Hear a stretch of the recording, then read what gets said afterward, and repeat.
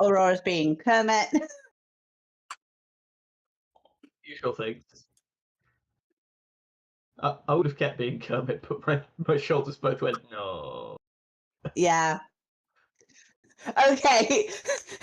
Thank you, and hello, everybody who has joined us. Sorry we started a little bit late. We had some technical difficulties, but we're here now and ready to play some Pathfinder. Ready to play some Hell's Rebels. Ready to be rebels in devil-bound Cheliax, which is in no way an analogy for what is happening in real life. Anyway, I am Ash. I am the game master tonight, and these are my lovely players. Say hi. Hi, lovely players. No, that wasn't the command. It wasn't. I mixed it up this time, but you still did it. So ha. Matt loses a point. And we are. Nobody listens to me anyway in this video game, so. People listen to you plenty. Anyway, we are playing Pathfinder specifically to raise money for the Albert Kennedy Trust. There will be a donation screen in a Twitch out and about if you want to donate any pennies, if you've got any spare for Albert Kennedy Trust, which is LGBT youth, homelessness, making sure that they've all got a safe place to live, which is very important. But while you will do that, we shall continue from where we last left off, which was in the heart of Kintargo. The Silver Ravens, having added a few more victories under their belt, have their latest victory be the defeating a serial killer by the name of Volwex, who seemed to be wielding an insidious and potentially sentient weapon, a kukri, that glowed blood red. That was also smited into destruction, because that seemed cool at the time.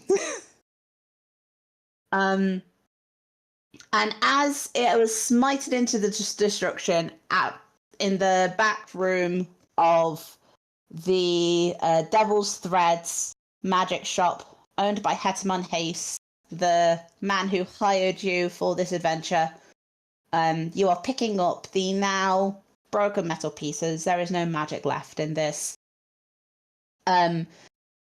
Alberic, as you pick up these pieces, you can literally feel the evil aura in them ebb and fade away as the magic, the essence in this, vanishes into nothing. Job well done for Sarah and Ray today. Iomade, but yeah. Iomade, sorry. I've got my holy gods mixed up because I had a game last night. Anyway, yes. So, at this point, after a very big success, I was thinking of you guys possibly wanting a little bit of downtime and a little bit of a break, if people are wanting that. So Hetman thanks you for your work. He had already given you, which I don't know if this got mentioned or not, did give you some loot. Boots of Levitation, I think. They were boots. Yeah, Boots of Levitation is in the loot channel from the 10th of September. Amazing.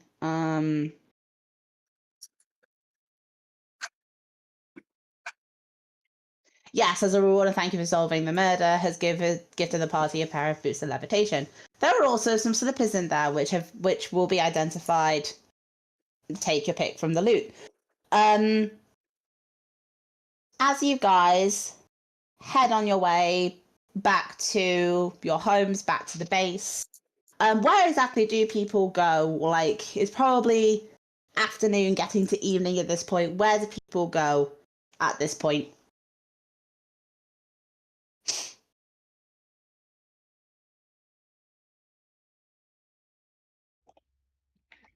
assuming that we've not got any plans for the rest of the day, I guess I'll just stay with Hetemon. That seems fine. We'll Okay. just hang out. Yeah, sure. Not feeling like a sweet tooth today. No. Okay. Okay. So Evie stays behind a Hetemon shop to help out. Definitely what's happening over there.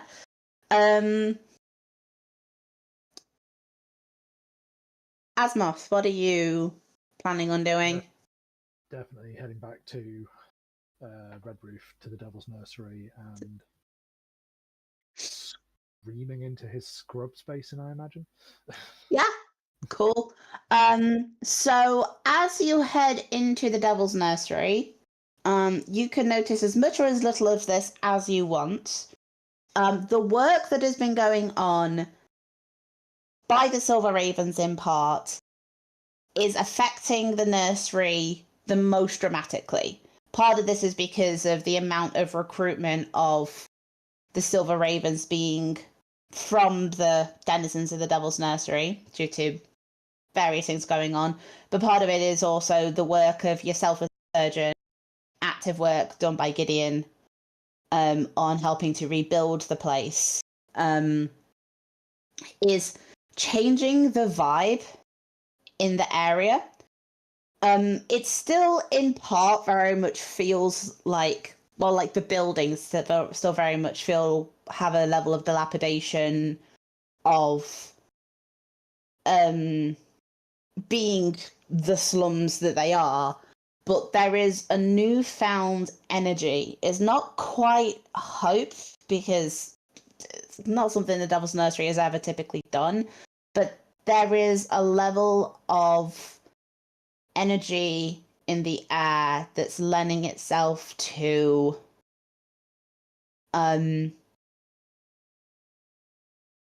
things being a bit more positive, I guess. Like,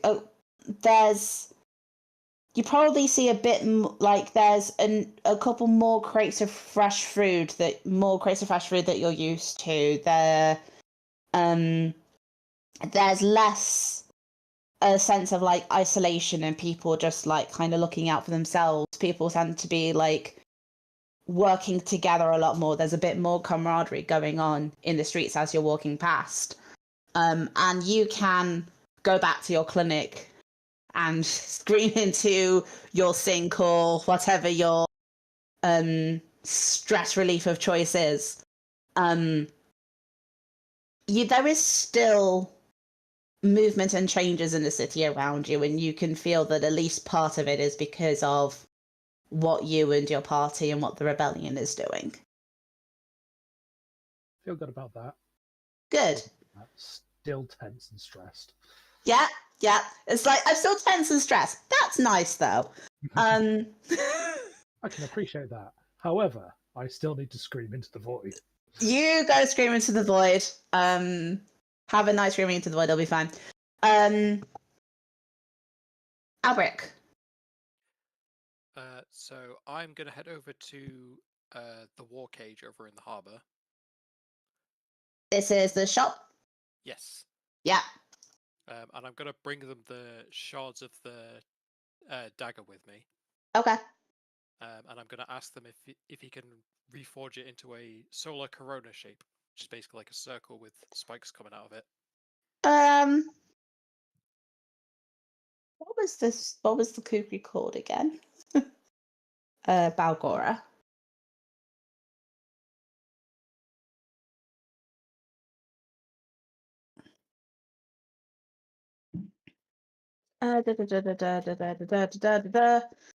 Let's see. So just to remind you, the war cage has Early the shopkeeper and Kurem is the smith.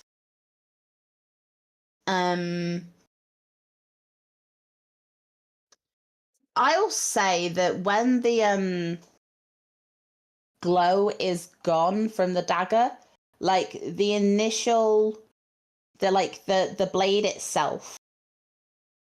So obviously it's in pieces now. the blade itself, when it was in, had an ivory bone handle, and I'd say that the metal of the blade was an almost near black metal, like it almost looked like very dark stone. In its coloration, it obviously was metal itself, but then it also had various runes, not quite runes, but markings cut into it that shone red, while there was also the aura around it. And the guy's examining this metal. He's like, well, this ain't like no metal I've ever seen. I mean, it's probably started as your standard iron at some point, but whatever they used to forge it and treat it has done something very weird to it. What you wanting it for? Oh, I just want to make a brooch out of it. If I can smelt it, I'll see what I can do.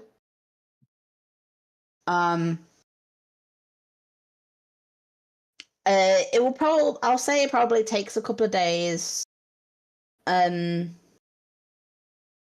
him to like figure out how to smelt this due to like whatever like residue. Actually, hold on. No, I've said that this guy can sell magic weapons, so he knows how to work masterwork metal. So it'll probably take him a couple of days. But he can reforge this into something mundane.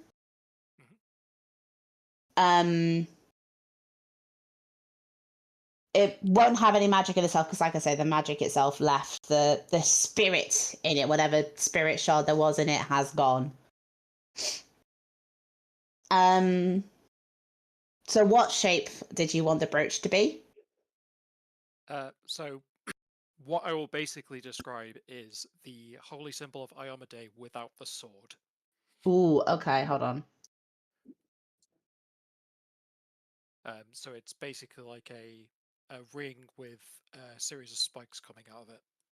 Okay, so it's the solar flare spike thing. Okay. He pauses at that.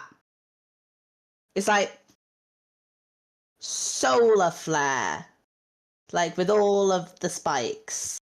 Yes, that's right. You want that symbol as jewelry. Yes. Are you sure? Yes, it's all the rage these days, I hear. Is it? With who? I've seen it here and there, and I thought, what a lovely symbol that would make of a new sun dawning over Kintargo.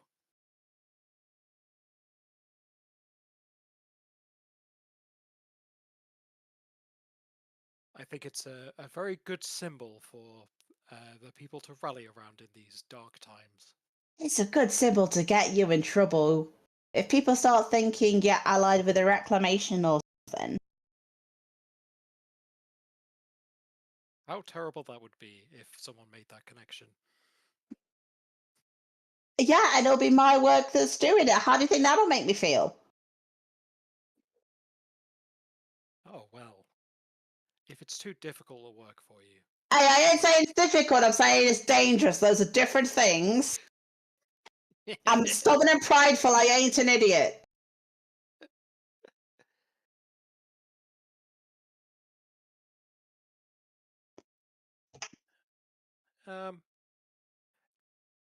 This is honestly more of a private piece.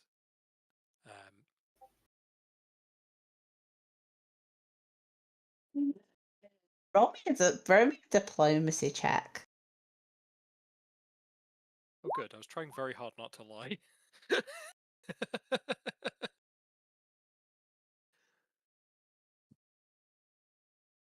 Okay, I'm just going to double check. So this guy is friendly with you, as a general rule, or is it the worse indifferent?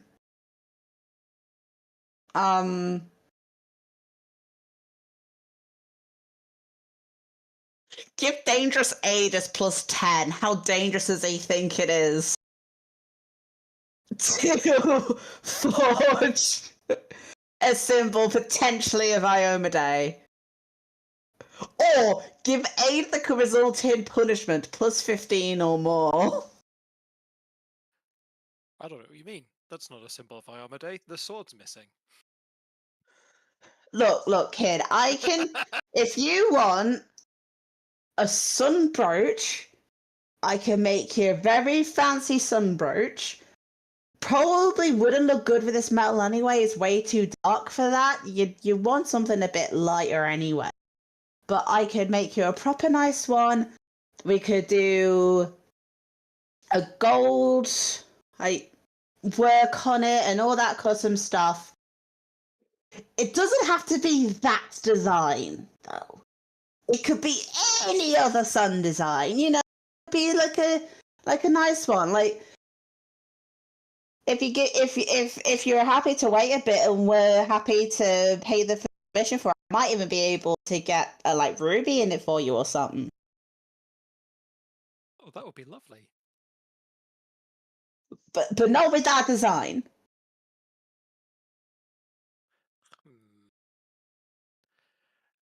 Because see, I was thinking of that the hexagram that forms Lord Asmodeus's symbol.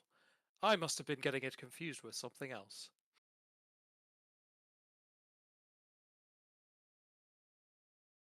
Did you want a star? I could do a star.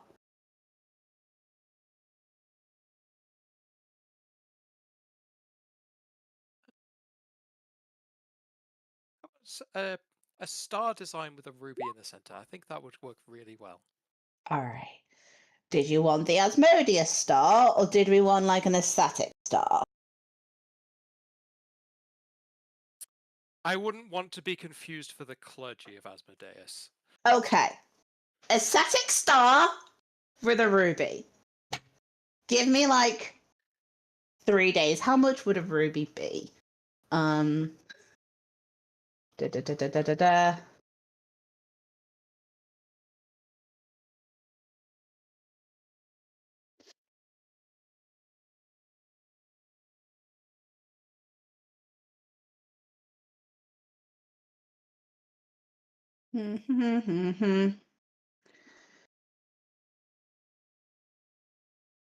uh, so a ruby is apparently a moderate precious precious gemstone. Who knew? Go away.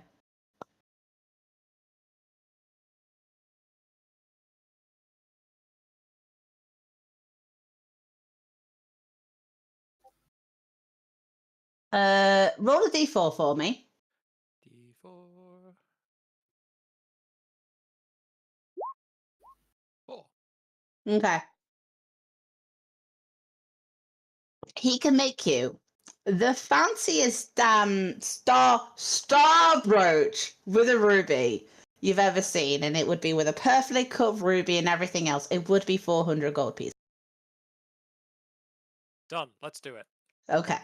I haven't All got right. to spend on stupid things like that. Cool. It'll take about, I'll say, 3 days for him to figure out how to reforge the masterwork metal, and then also source the gemstone and stuff. So in 3 days, you will have a star ruby brooch. No one's going to get confused about starstones with that.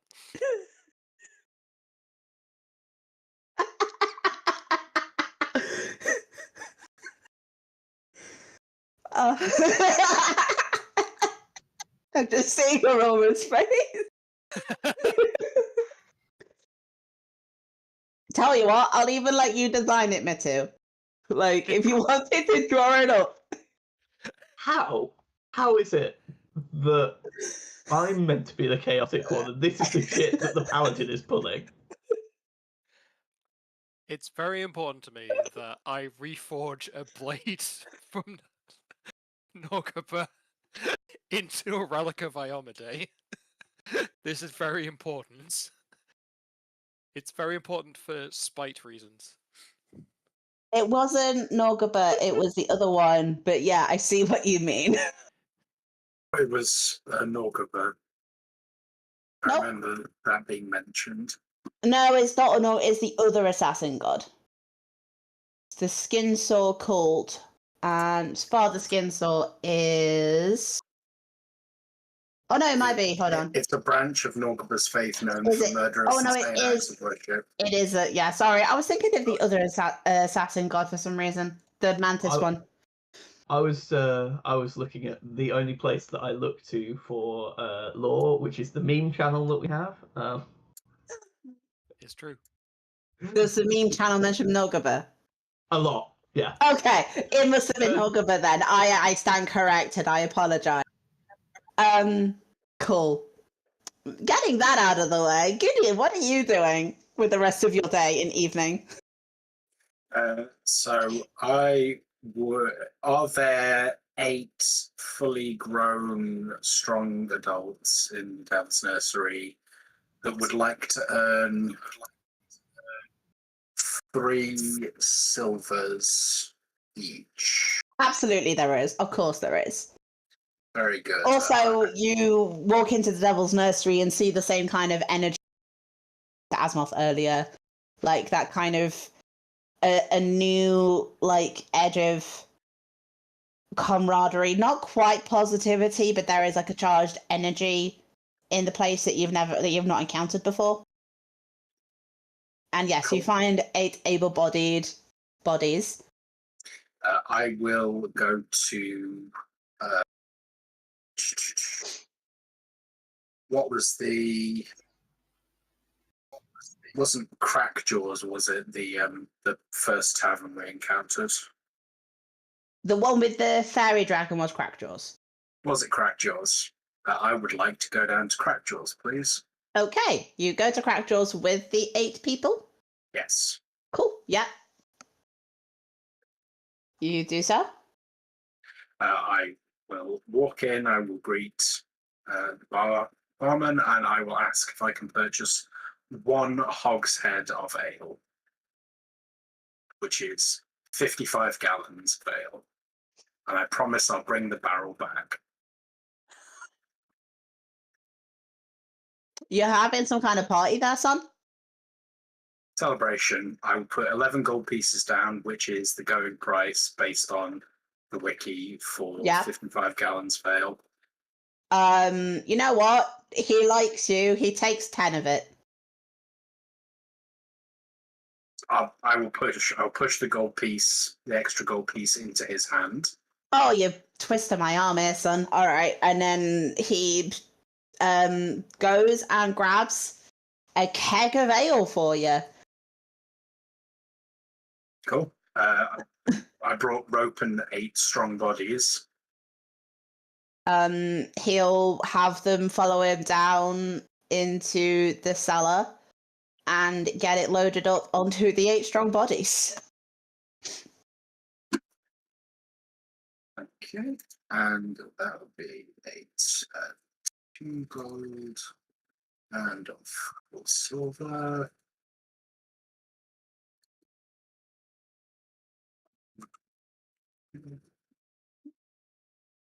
Good. I will. First, we head back to the Devil's Nursery and just drop that off where the like town hall is being built. Oh yeah, you were having a town hall built, so there is now a rudimentary building in what has been, well, there was a rudimentary building in what could be the center of the slums, which has been dubbed the town hall and has had some remedial work done to it. So it now looks less dilapidated than the rest of the buildings around it. Okay. It's actually looking quite nice. Then let's go to the Tooth and Nail and repeat the same thing. Okay. Booze that Satrova didn't have to buy. She's down with this. Down for this. Sorry. let me just double check because you guys are doing stuff in. Did I note down what you were doing in the Devil's Nursery? Yes, you were building a community hall in the Devil's Nursery for shrine and safety purposes. So yeah, that's either done or mostly done at this point. You load off some of the beer for that. You go to the Tooth and Nail. You offload some of the beer there. No, as in I'm going to the Sorry. Tooth and Nail and buying another hogshead. Oh, beer. you're buying more beer. Right, Yeah. okay. Sorry. What are you needing my beer for? Party? Am I invited?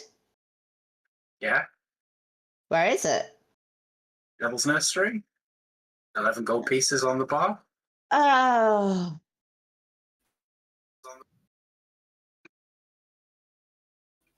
How did the job go earlier? Well executed. Yeah, all right.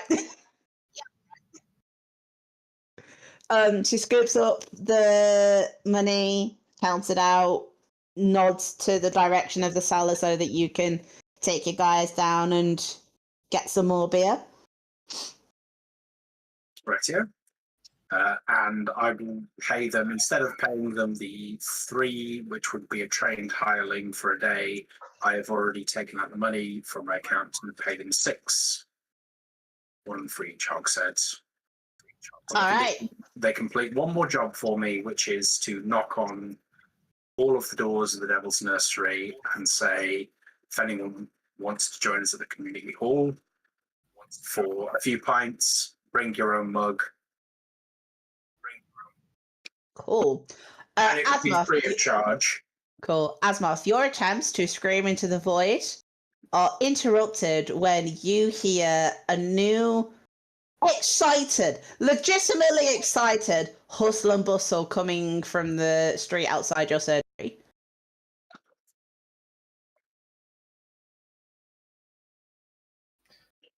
I will go have a curtain twitch. Not fully open the door, kind of obviously like peek around the curtains at the front of the clinic. Everyone is excited and happy, and all seem to be carrying various cups and jugs and bowls and any kind of vessel that you think can hold liquid. But all of them are walking in the same direction past your shop. And as you look and you kind of look, you realize that they're going into that community hall that Gideon was get built in that rough direction.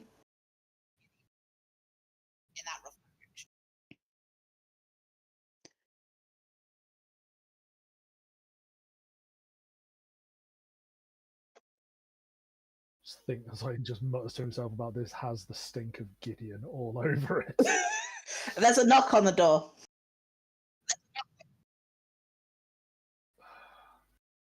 I'm sort of like open the door, just proper, just like looking out. Cool. There's an able-bodied tiefling who quite clearly has been like working up a bit of a sweat, but is beaming in a way you never see anyone really say. And what does he say, Gideon? The message? Free beer at community hall. Bring your own mug. And then runs off I say runs off, goes to the next door, knocks on it, waits for it to open, says the same thing, rinse and repeat all the way down.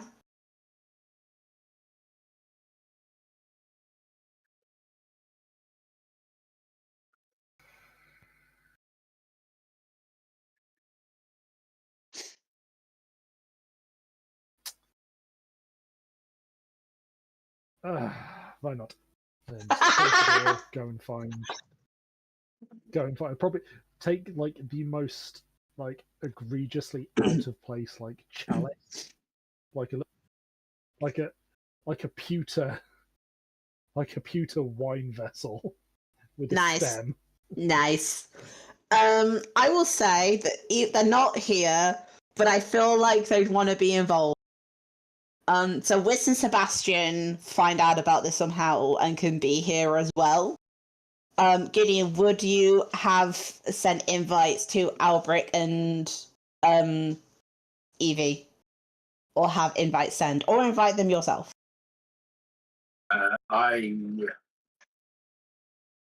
It feels actually Hetamon is in the Devil's Nursery, so Hetamon's getting a knock on his door. Yeah, well, he's in the Devil's Threads, which is like kind of between the two. He's getting a knock on his door. Like, Okay, cool. The Devil's Threads getting a knock on the door. Evie, you hear somebody say to Hetamon that there is free brews at the Devil's Nursery Community Hall. Bring your own cups. And then the person leaves.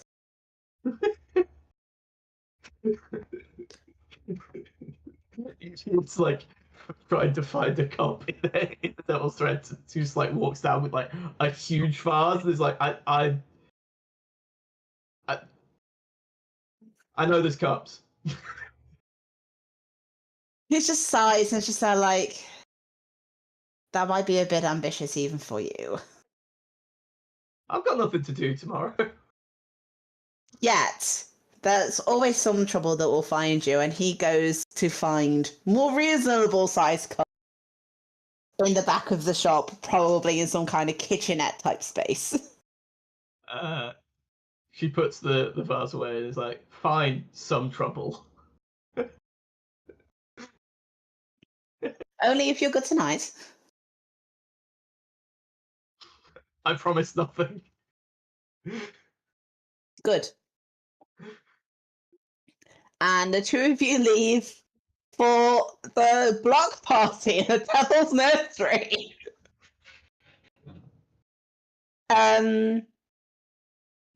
Is Albrecht getting invited? Are you at the dwarf's magic armor shop? So I'd either be at I'd either be there or I'd be back at the Wasp Nest. I mean, I'd probably send out to the magic weapon shop because the dwarf is bribable. Okay.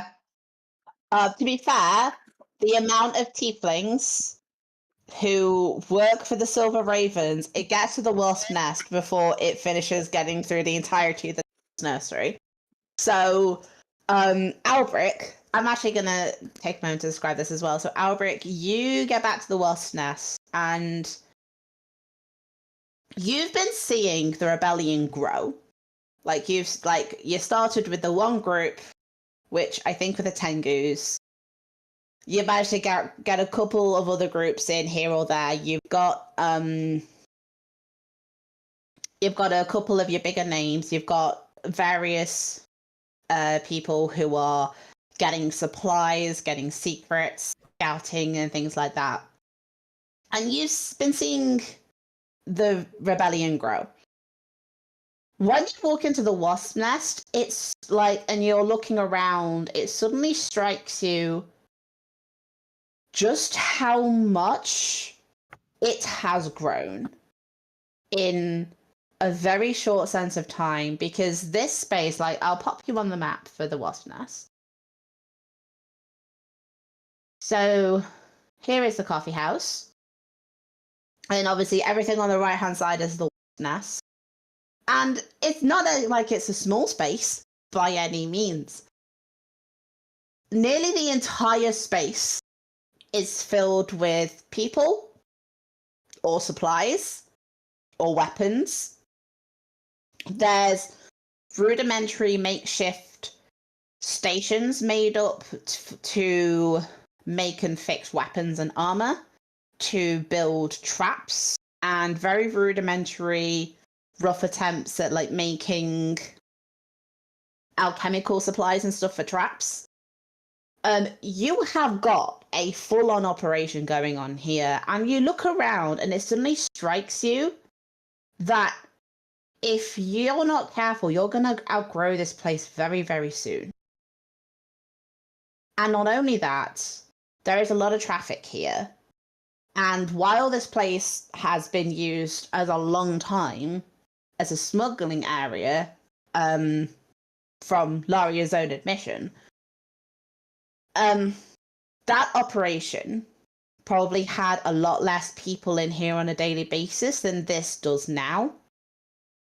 And you're looking around and you're going, there's a lot of people here. We're gonna be overcrowded soon. We might become noticeable soon. As you're looking around and you're seeing all of these people, and then you hear some of the tieflings shout, free beer at the Devil's Nursery Community Hall. And everybody in the Wasp Nest cheers. And that only seems to cement the point Hope even more, because that cheer is deafening. And you're like, I know we're underground, but we're not that far underground, guys.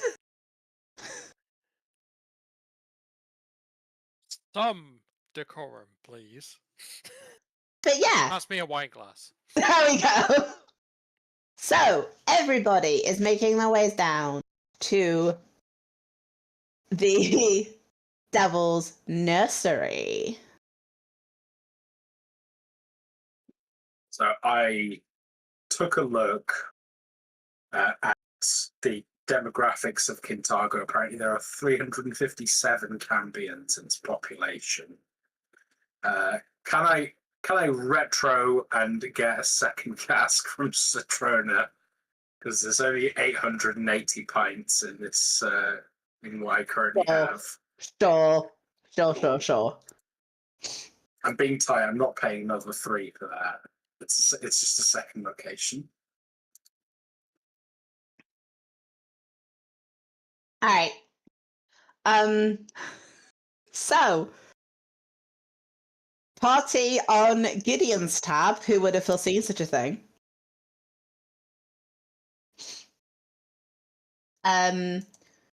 So let's see. So who's there? You've got basically the entirety of the Devil's Nursery, including a not insignificant number of non-tiefling Silver Ravens, and basically anyone who isn't actively working in the Silver Ravens to this party. You've got you guys, Hatamon, Citrona, Emily, Rexus. Laria will stay behind at the coffee shop to keep an eye on things. But Rexus does come. I think we'll leave it at that. For the moment. But yeah. Party time.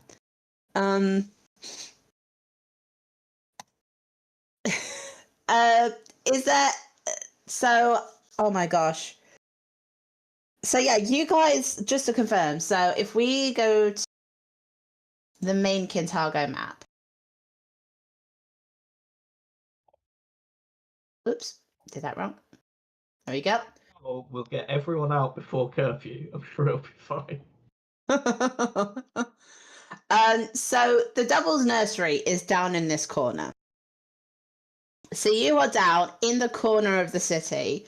The buildings are built up so much more here. They're rickety, they're dilapidated and everything else. No one cares about that at the moment because the community hall itself is standing strong. And the 8 people who helped bring all of this beer in are now switching out the kegs and rolling them out one by one, get the beer shared out, and people are just having fun. I think also there will be a few there will be some younger tieflings, maybe not quite adults, but kind of almost teens, who will come out with some level of potentially broken lutes with a couple of strings missing and very basic drums and stuff, and attempt music at this a makeshift party, and straight up, block party happens in the slums.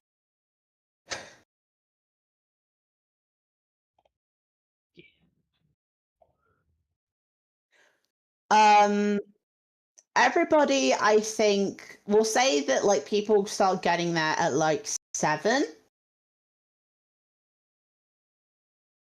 Gideon, what is your plan with curfew, or do you not have one? So there's, based on like an estimate, there's like 4 pints a person. I cannot imagine this block party will go wildly long. If there is a suggestion of curfew, I will happily offer them a drink, and they can join in a sense of community spirit. And if they don't want to, I will consider rolling initiative. Okay. Okay. Going to Lily Ward to protect a beer party is exactly what a war priest of Cade and Kaelin should be It absolutely is. I'm not surprised by this statement. I just potentially need to draw up some stats. As oh god, who would be your like? No, who's trying to shut this party down? I want my 1980s feel-good film moment Okay. where we have a dance-off to save the community centre or something. I don't know. Cool. So the question I am posing is essentially a patrol of, let's say, 4 city guards walks in and sees several hundred people peaceably enjoying music and beverages, and they get an option of they can have one too, just this once, or they get beaten to death by 408 people. All right. Now the question is how? Okay, I know who the guards are. Okay. It is currently 7 o'clock, and the party is in full swing. What do people want to do as part of this party?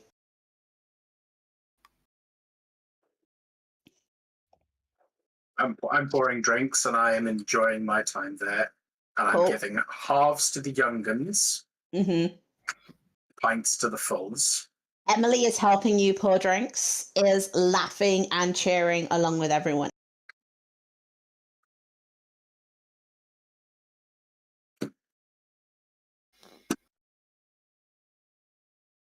Asmoth is the perennial wallflower. Mm-hmm. Not because he seems like shy. It's just more the fact he is just incredibly awkward in this space and just trying to be like he's kind of like backed into a corner and skulking without meaning to actually skulk. Perfect. No notes. Okay. Albrecht and Evie. So Albrecht's probably keeping a bit of distance just because a noble human in a party of tieflings is probably not the most popular person there. Mm-hmm. So he's resigned himself to basically being the lookout and then politely exchanging pleasantries with people who come across. Cool. Evie is getting drunk, causing chaos and merriment, and introducing her 2 favourite shopkeepers. In no particular Amazing. order.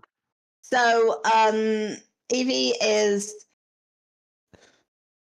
So I remembered that at the beginning of this adventure path, there are a series of like beer games and like pub games that they have, which are like betting games. And I'm not saying that Evie starts a round of those, but I feel I'm like saying Evie definitely starts around those. Okay, At least one. let me find what the details are. 1 second.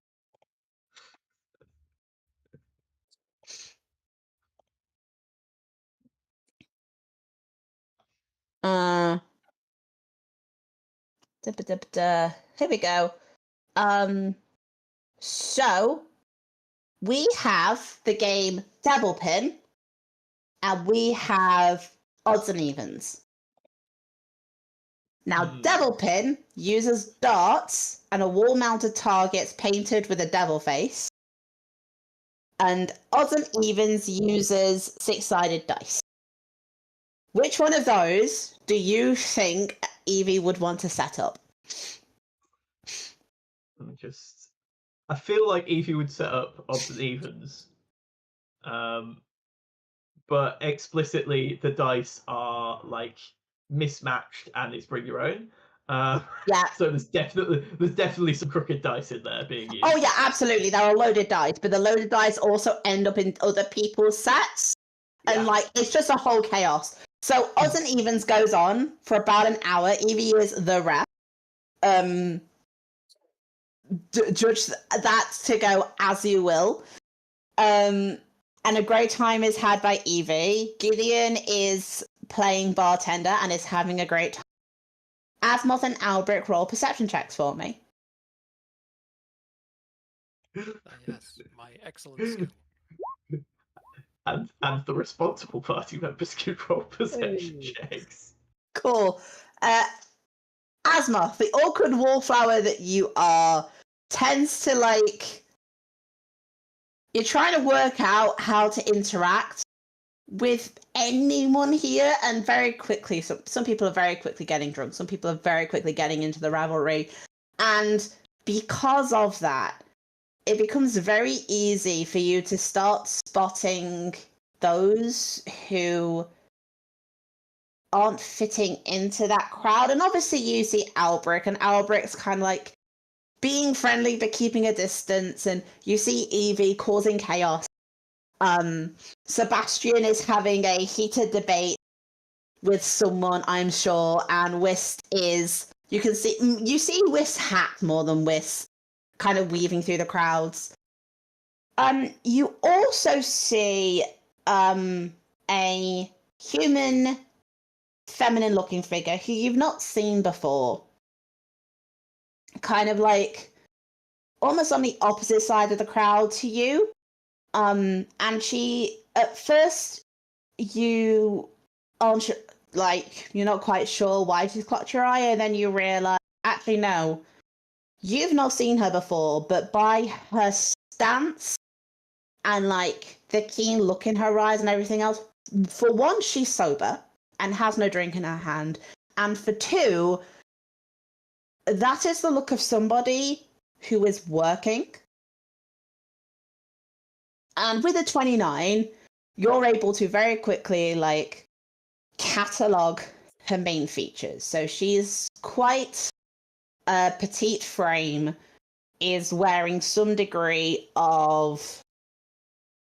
What is her gear? Wearing some degree of leathers. There are swords, plural, on her. And you see a nose ring that goes to a chain to her ear. And you roll... Do you have knowledge geography? I have knowledge local. Roll knowledge local for me then. Okay, straight up. She is not Chalish.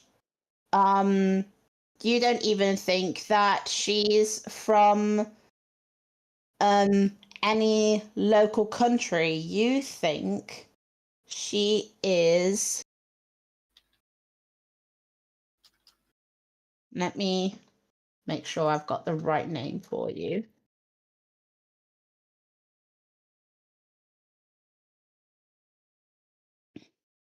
Yeah, she's Tian.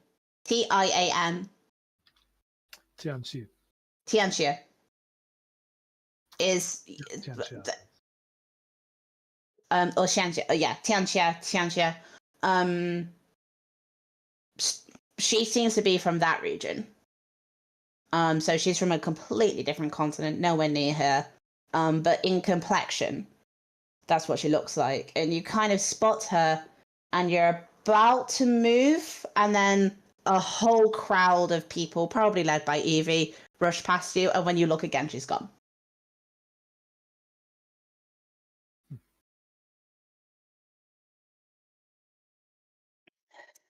All right. 8 o'clock comes around. What are you guys doing?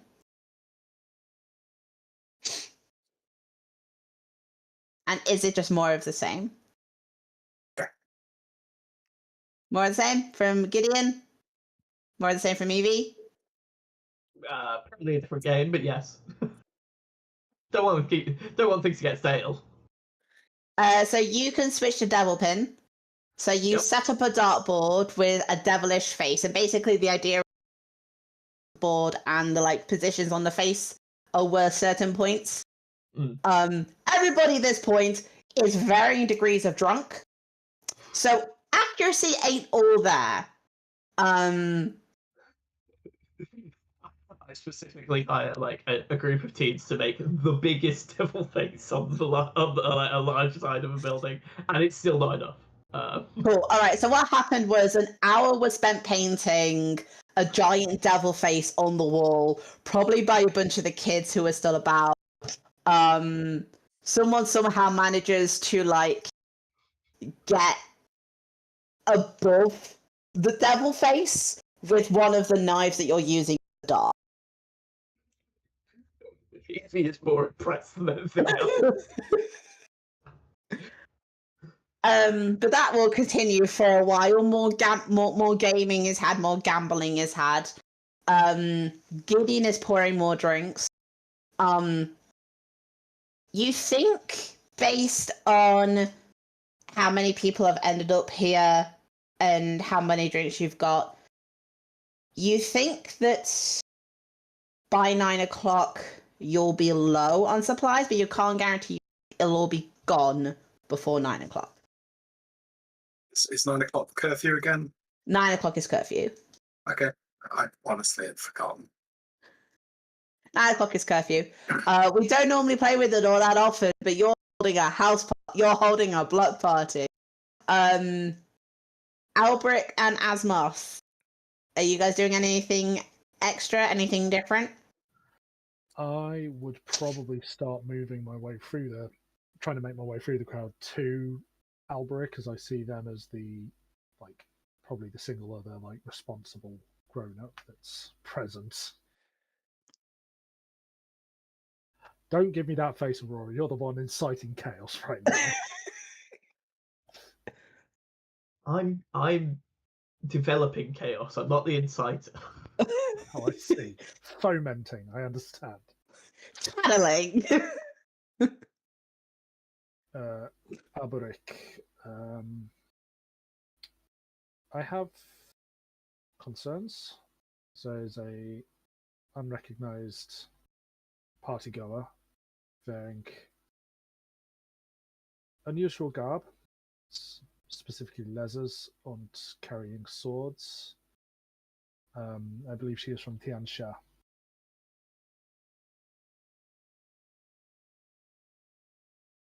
I'm sure we were told to worry about someone from that region.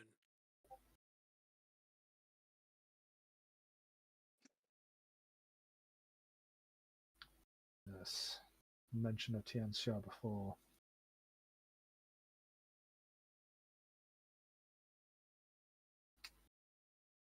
There's a reason Actually, she I would like stood to out. try and rack my brain and try and remember if I have heard mention of someone from there before. Could have sworn Yeah, something like that. there probably was. I'm just trying to think where it came from specifically.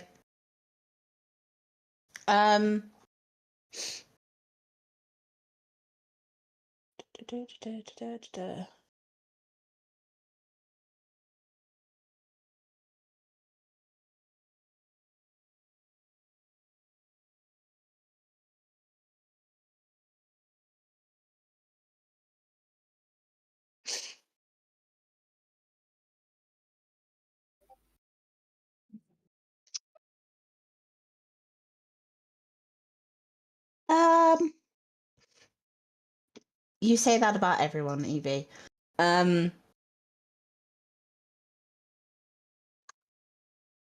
What check did you want it to be just a straight intelligence check? Sorry. Yeah, it's just like, what can I remember about it? Yeah, roll. That'll be a 9. I'm not sure, so you're not sure. Yeah. It's like there's a bit of a vibe. There's definitely a vibe. You can't remember why. You've had a lot going on, to be fair. Yeah. And you've drunk as much beer in your wine glass as you say you've drunk. Yeah, Albrecht is like pleasantly buzzed rather than outwardly drunk.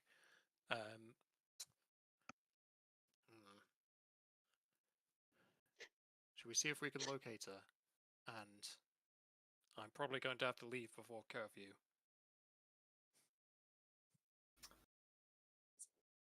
The issue is the crowd moved past her and I lost sight of her. She is adept at stealth and had the air of somebody who was on a job. Keep an eye out. I will make circles. Alright, I'll keep an eye out as long as I'm here, but I do have to leave before curfew. Noted. Okay. You guys start doing circles, keeping an eye out for this person. Make perception checks for me again. Try. He's behind the devil face sign that's just been hit with a knife. So you don't see any sign of her again.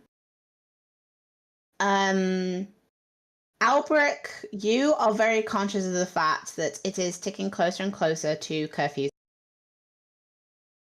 And you're there like, I have to leave soon for curfew, but you soon realize nobody else is really having that same forethought in this moment.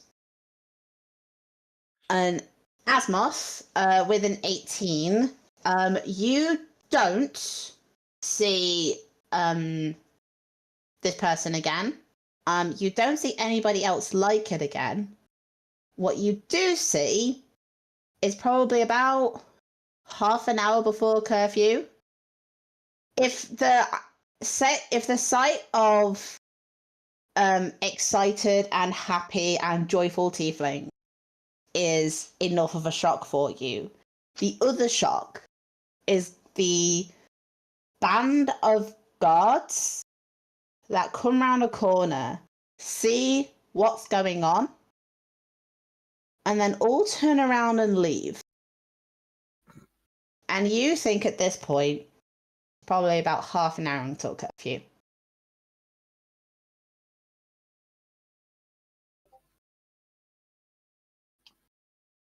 Probably try and nod to Gideon like this is going to get busted wide open very, very soon.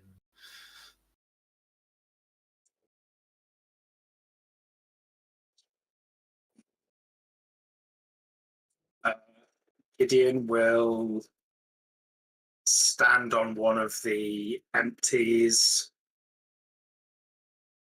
and I don't know, is there like a convenient like ladle bell? I have a breastplate. I assume I can bang a ladle against it. I can lend you my +1 mace. I'm sure that'll be fine. No. I like having a plate that exists. Actually, I'll just use the bottom of my tankard. There you go. It probably makes a very aesthetic sound. I was wondering if Wizard prepared Clarion Call, because that would be perfect for this. But he hasn't. Our Caden cleric in another campaign prepares Clarion Call on the daily. you get a ladle, you get your cup. Emily then passes you another cup that isn't your holy symbol. Accidentally dent it. Bang, bang, bang, bang.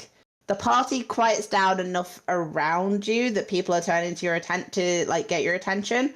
The outer ring of people don't seem to be paying you much mind, but those in the immediate vicinity are paying attention to you. Shouts. Right, listen up. Half an hour till curfew. I don't want anybody here to have an evening ruined by a headache that beer did not make. Last orders, everybody. Come and get one more pint and then start ambling home. Okay. At the shout of last beers, everybody cheers because more beer. But it's very immediately followed up with a booze and a lot of that damn curfew, screw curfew, what's Thrune gonna do anyway, screw Thrune. And then you start to hear a few shouts of something along the lines of, if none of us stop partying, they can't stop us. Let's keep going.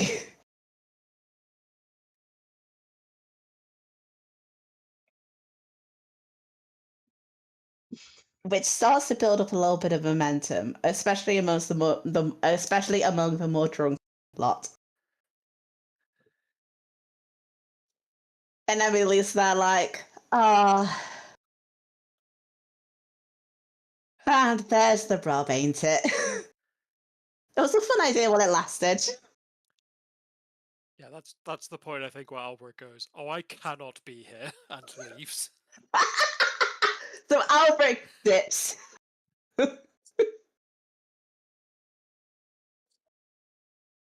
I will. Whatever's about to happen, Albrecht won't be involved.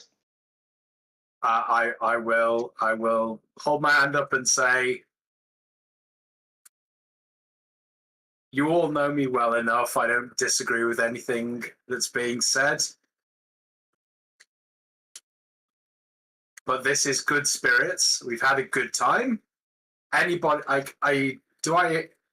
about what I'm going to say is, anybody that lives close to, like, I'm going to pick a street. It's about halfway in the nursery.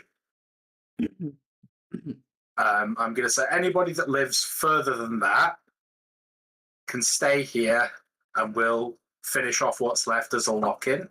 Anyone that lives closer,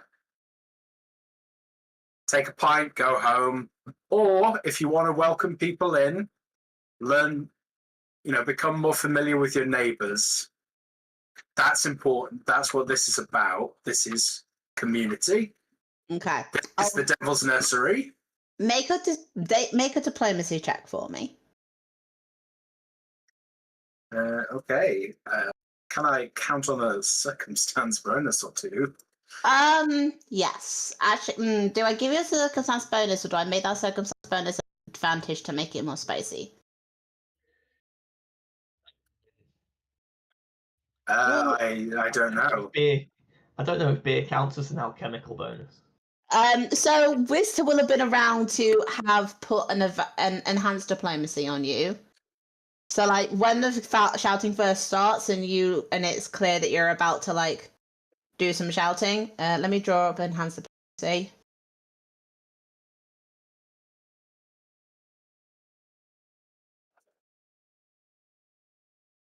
+2 competence bonus on a single diplomacy or intimidate check. I'll say you can use it on this.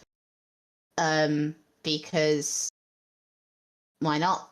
And you get I feel like the circumstance bonus is the fact that everybody is going to be friendly because you are the guy that supplies the booze, which means the DC is going to be fairly low.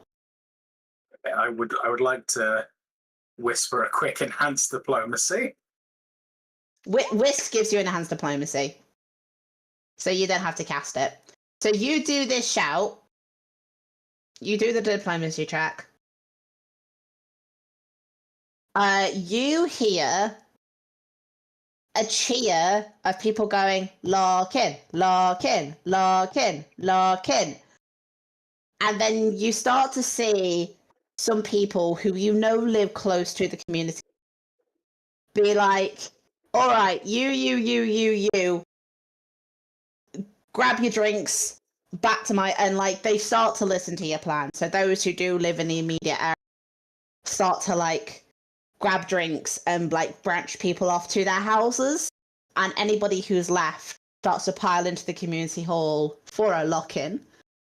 And at some point, at about, I'd say 10 minutes to curfew, from inside the houses and the crowd that are still here, the chant has changed from lock-in to ravens. Oh no. At some point, it changed to ravens. And at that, you start very quickly gathering people in, get into the community hall. Who is helping with the community hall situation? Gideon is there, so Emily's there. Satrona will have left. I'm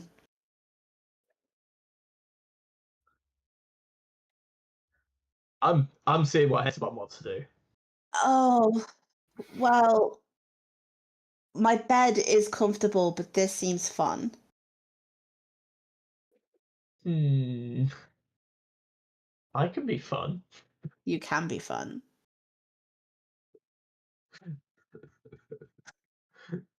It's down to you, basically. Oh no! Oh no, I'm making the PC make a decision. You're giving me agency. No. And for all the people watching out there, that is exactly what you should do to every GM who gives you agency. You should complain about it a lot. Yeah. I've been stabbed today. I've just remembered that Evie's been very badly stabbed. Evie's going with Heterbot to his house. Okay, cool. So Evie heads off with Hetemon. Alberic has already gone. Asmoth, what are you doing? Probably keeping eyes on whatever is happening in this place. So it looks like at this point, about 10 minutes to curfew, a lot of people have gathered up their last beers and have gone into houses, and they've been inviting people there with them. So parties. Whether it's quiet or not, we shall see. Okay. Everyone else has piled into the community hall. The community hall has the capacity for it. It's probably going to be a little bit cramped. There is still a small amount of booze left. It probably won't last more than an hour. It will definitely last less than an hour in the community hall, even with people. But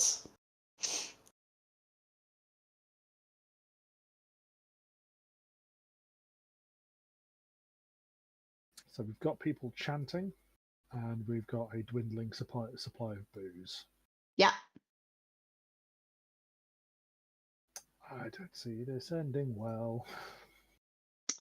so I will say at this point, I hope Andrew's happy with this. Sebastian sidles up to you.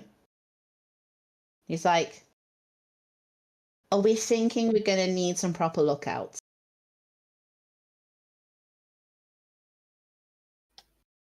Might need that, yes. All right, give me a minute, and he dives into an alleyway. He is changing from lawyer mode to vigilante mode. When this mild-mannered bureaucrat realizes the citizens need help, he turns into Angel Boy, I think. From BMX Bandit into Angel Summoner. So basically the plan then is, so Sebastian, from the looks of it, is going to go into his vigilante guys, and you see him make moves to set up on a roof and basically hide and keep a lookout on the area for when curfew starts.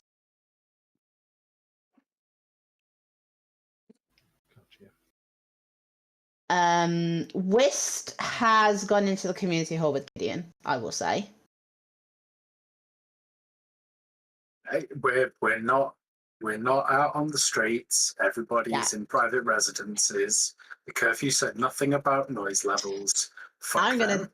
I'm gonna double check what the proclamation said, what the curfew said about noise level.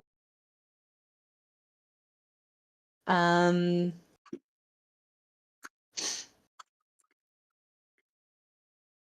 gonna need to actually load up the first book, aren't I? All right, I will do that. Let's see.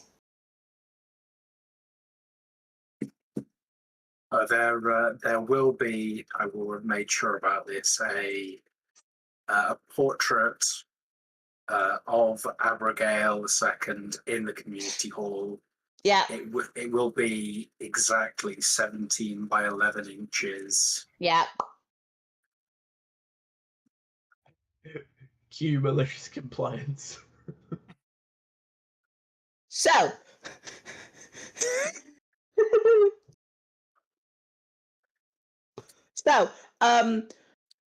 night tea is banned.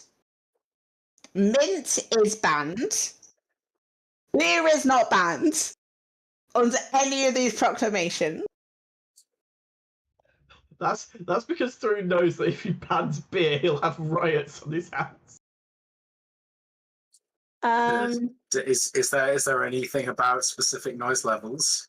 I'm finding the details. Because I'll put money that Paizo didn't think about that.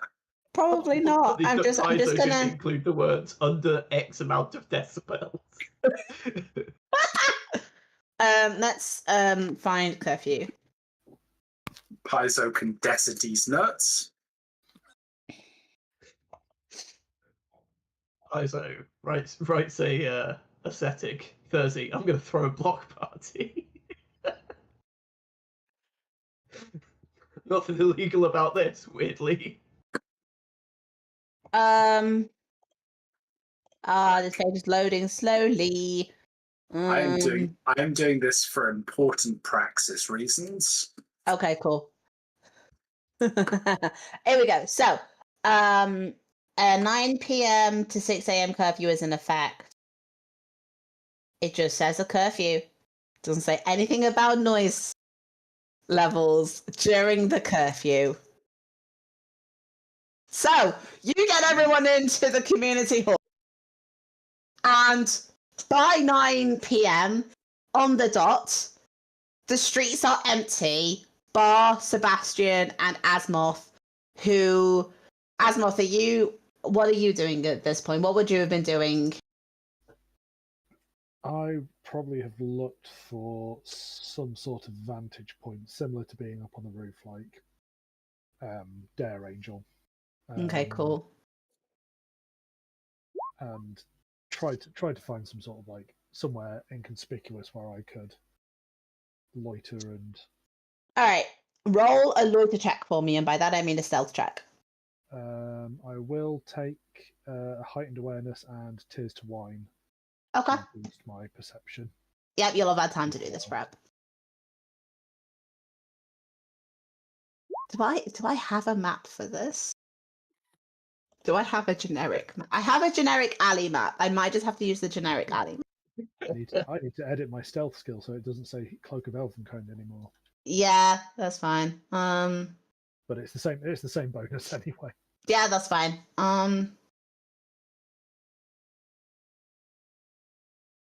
You know what?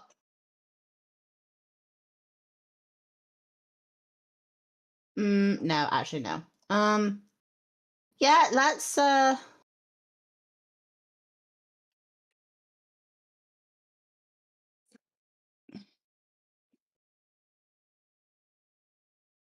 this will do. Okay. Asmoth, place yourself on one of these roofs for me. Pick a roof, any roof. Pick a roof, any roof.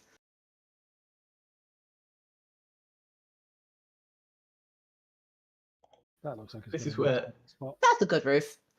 This is where we see Chief Baylor of the Yard. Sebastian is going to be over here, I think. And I think, yeah.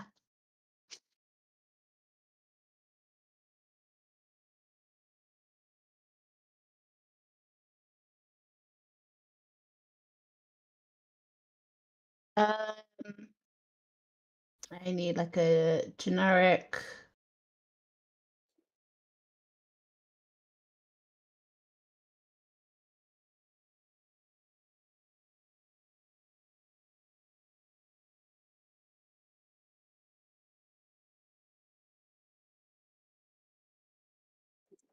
That'll do.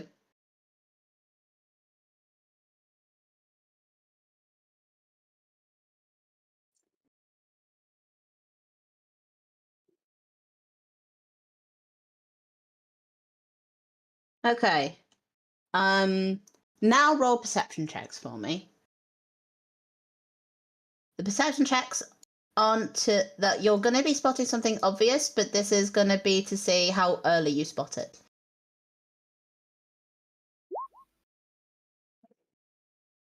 And I'll also roll for Sebastian. You do roll higher than him, so you are the first to see. Actually, you're the first to hear the clunk, clunk, clunk of various footsteps. You can also hear that at least some of these footsteps are in time, as if from trained soldiers. And you are also, because of your vantage point being quite close, see first the group of guards making their way here. Half of them are in the typical Datari guards uniform that you have seen and have a bit gotten used to. Half of them are in the trappings and wearing the symbols of the Order of the Rack.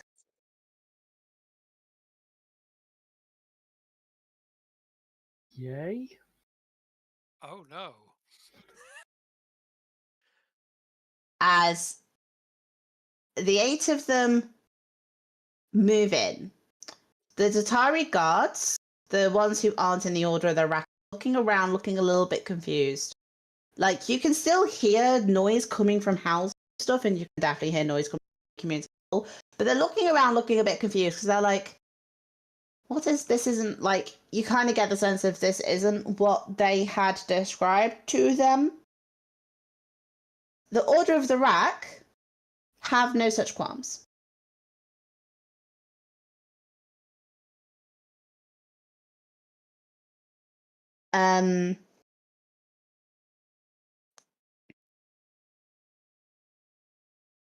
They march in step without being swayed at all. And they march into the kind of square type area that you're in.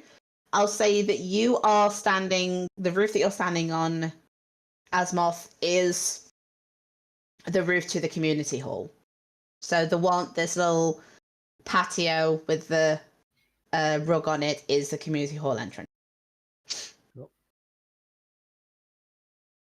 And if they're not being stopped, they come to here. And 2 of them, who are wearing Order of the Rack, will come to the door.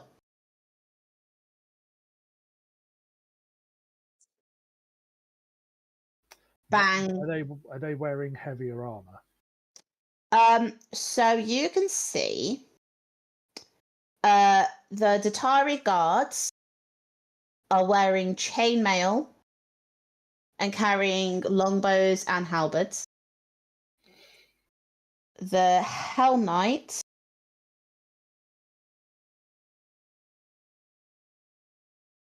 where's their gear?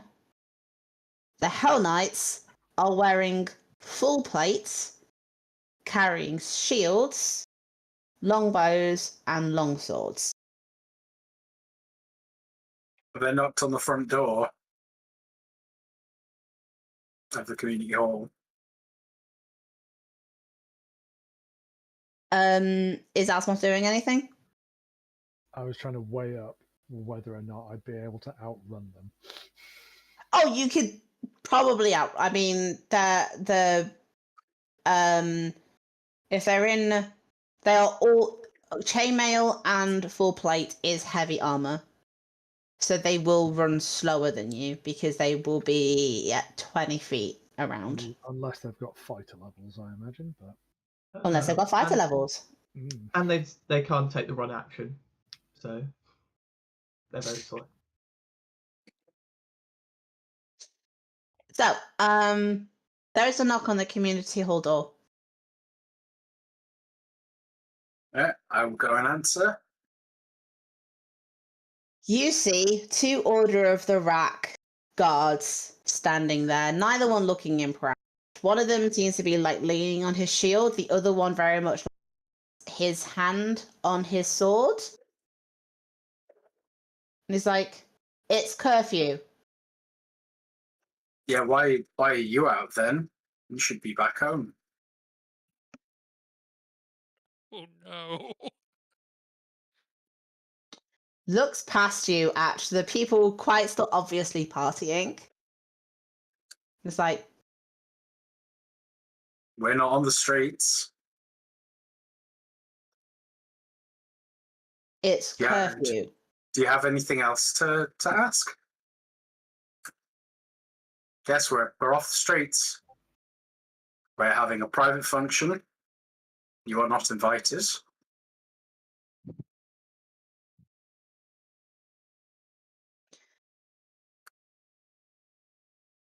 You will stop this within the hour.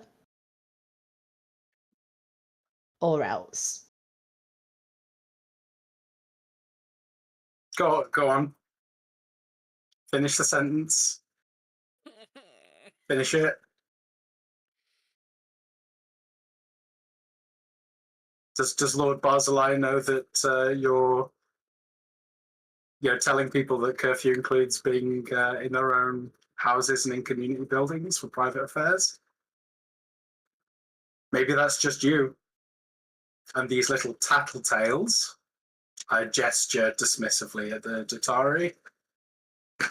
The Datari do look at each other a little bit awkwardly at this whole scene because they're like, but they're not breaking the curfew. But they're not are they breaking the curfew? I thought the curfew was just had to be inside. I've never pulled anyone up for a noise before. They're gonna kill you with hammers. The Order of the Rack do not care, and they're like, you have an hour. This is your only warning. And the 2 of them will turn around and walk away. Hey, ugly. They ignore you. How's about those laws you love so much? Ain't no law says we can't do this. Go back home and piss into your own mouths.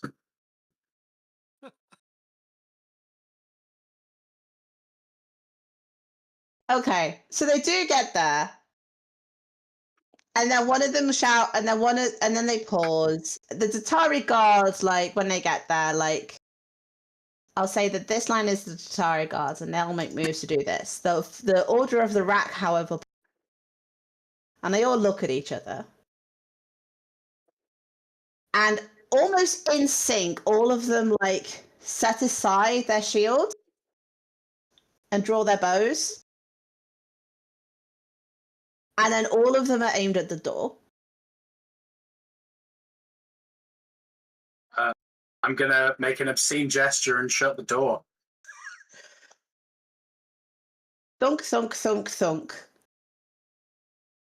And then step, step, step, step. Asmoth, you see the 4 armigers shoot at the door, and then one by one file up these steps. They'll have grabbed their shields, one by one, file up these steps, and the one at the front is reaching to kick the door open. Okay, I'm going to quickly drink my shield extract. You know what and- you guys haven't done yet? You haven't had an altercation with the guards in a while. It's true. Ever since I started sleeping around, I've stopped murdering random guards on the street. Yeah. Right, I assume I can already have my swords drawn. Oh yeah, absolutely. All right. I've never been more happy to not be there. Okay. I'm just more jealous of not being there.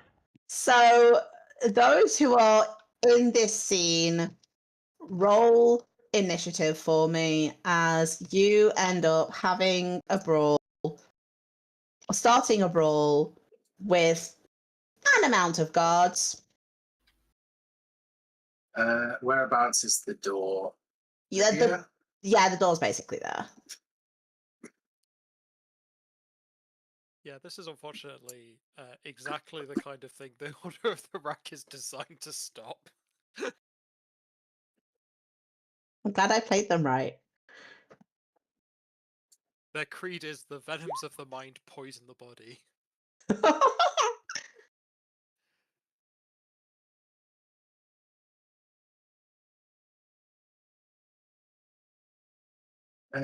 Would I have enough time to cast a spell? They had a turn to shoot, so yes, Please. one spell. Right.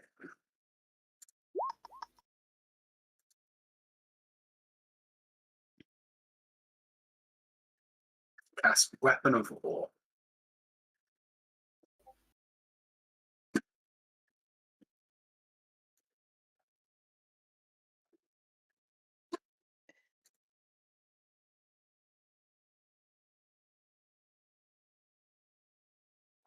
So just because obviously the guards themselves look identical, let's see if I can get some symbols on these to distinguish them. Yeah, so the Datari guards, I'm going to put blue spots on to mark that they are blue. And I'm going to put green spots on the Order of the Rack to say green for go, as in go fight. That makes sense? Yeah. Cool. The Datari guards, we'll see what happens with them. Okay. Gideon, did you roll I should have. Yes. I thought I did, and not. yeah, it's not come through. Oh, I need to roll one for Sebastian actually.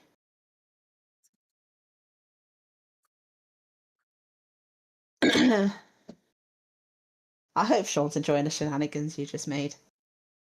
Like, just enjoying watching that. Alright, Sebastian is having a time at the back. Just there to help, honest. Alright, what's your initiative modifier? Mine. One? Yeah. +6. Okay, cool. You go before the Datari do. Cool.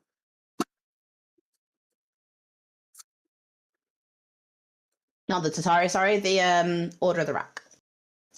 So top of the round is Asmus, as the Order of the Rack fired on. I'll say at this point they fired on the thing and they've gone to pick up their shield. No, I did say that they had started to walk up the door to the door, hadn't I? So I'll put them like this. So, yes, so that's what it looks like at the top of the round. What do you do? I'm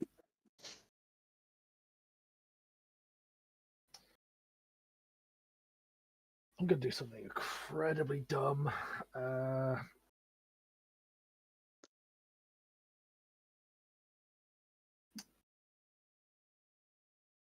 So are we starting initiative at the point that they have like opened the door or they've kicked the door? So they have at this point shot, and they are moving to kick open the door.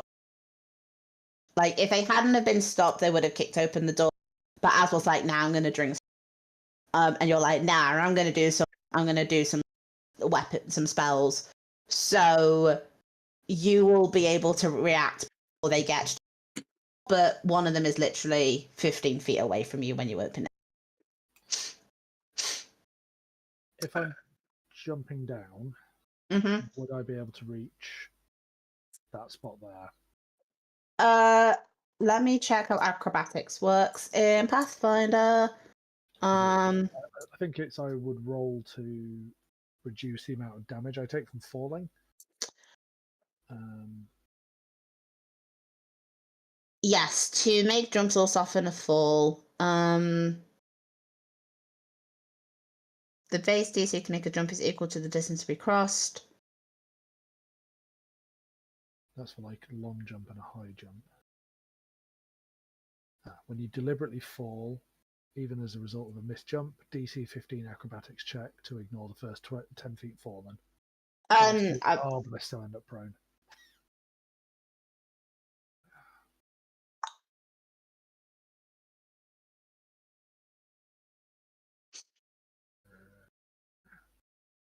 My idea is just to literally kind of like drop down. Okay, scrap that idea because I was okay. I'll say if you can make the DC 15 acrobatics check to ignore the first 10 fallen feet. If you hit DC 25, I'll let you roll as part of the acrobatics check so that you get back. If you. Let's go.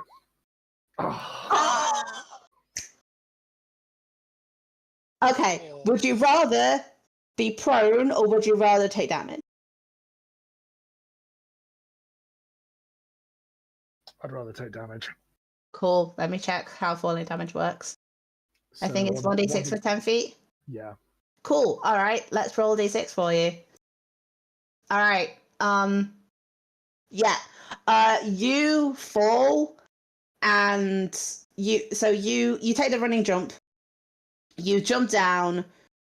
You go to roll, but again, this is all rickety, slightly dilapidated building, slightly dilapidated porch.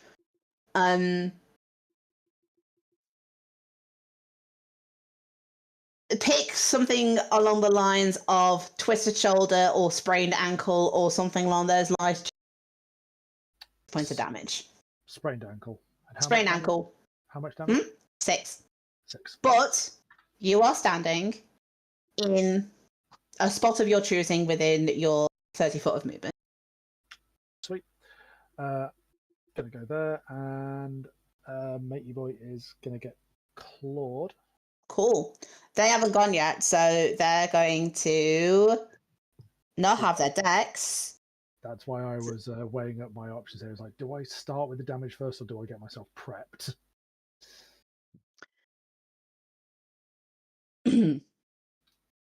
Okay, what's the AC? Okay, flat-footed AC. Yep, got it.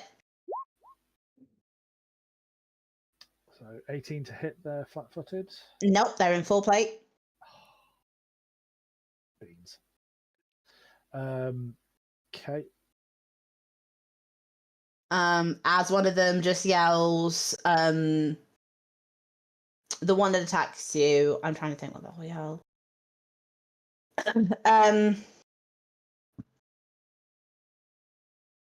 Roads on the roofs. Would you like to do anything else with your turn? Swift action. Drink my invisibility extra. Amazing. So you dive, sprain your ankle in the process, swinging, rake across their armor. They shout, piss, look, vanish. Yep. Amazing. Perfect. They have magic, goes the shout. Nothing but 10s across the board. Cool. It is the Tataris go first. So they're like, what? Spread out. Everybody. Basically, they will start putting themselves into positions of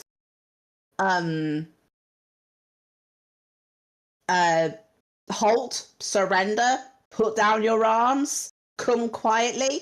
They're gonna like move into positions, brace with their halberds, and start shouting those kind of things. But otherwise, will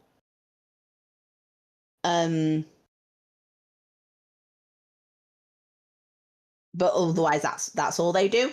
They're not getting actively involved. Gideon.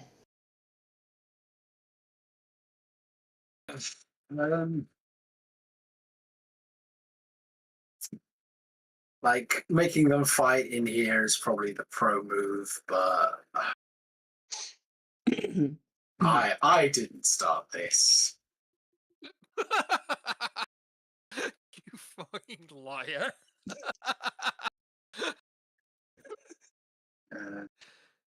Right.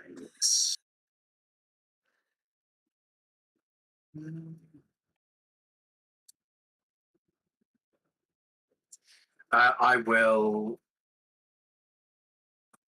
sort of. I will kind of tip open the door, and I would like to prepare a full round attack action as soon as anybody comes within. As soon as any of the armigers come within range, with my 2 rapiers out, and say, "The door's open. What are you going to do about it?"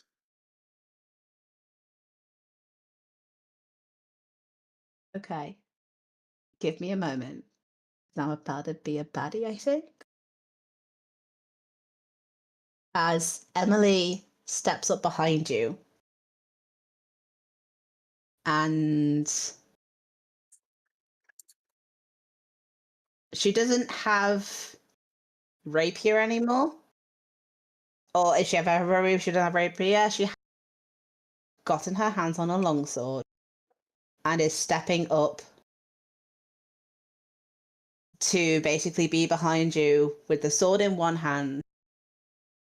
And she grabs one of the tankards off the table, clangs it on the table, and for the first time since you've seen her come back, she is attempting to channel some sort of magical divine faith. She used to be much stronger at this. She used to be the caster out of the two of you. She could channel the miracles of Caden Kalian with ease before. She does not have that same ease, but as she clangs the tankard on the table, feel her resolve start to settle. And it starts to embolden her. And you realize in that moment that there has been an absence of energy around. Energy of divine favor starts to return to her in lowercase letters aura. As you realize that for some reason or another, she's been locked away from it, she's been hiding it, she's been in this, picking up the mantle of worshipper of Caden Kalian again, warrior of Caden Kalian. And this is the declaration she makes as she stands next. She is nowhere near as well equipped as you, but she's going to try. And I'll say that actually,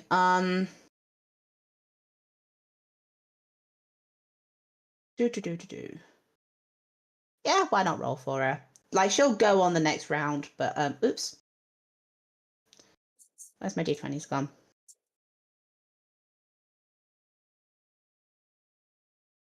Cool. Add you to turn order. And she's gonna go.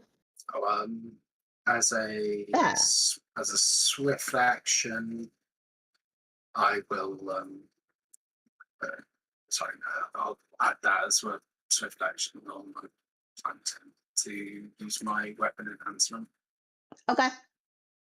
So what have you got at the moment? So you've got Weapon of War.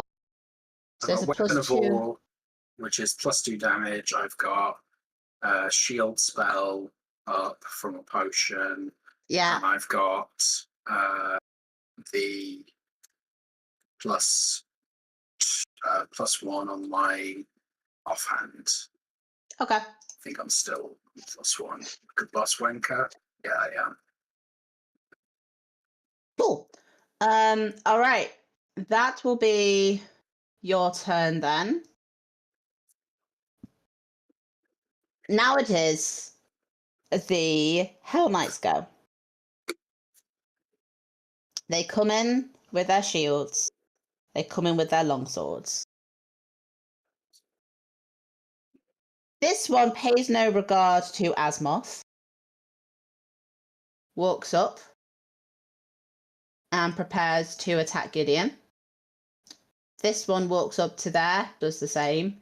These two move to... Actually, hold on. That one come up the stairs to try to flank.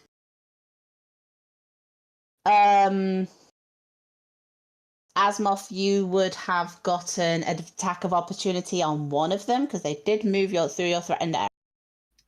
However, that would break my invisibility. And It would break your is invisibility. Currently, Oh yeah, more they valuable to currently. me. Yeah, you are currently invisible. Let me mark you there. So they think you're there, because that's where you were last.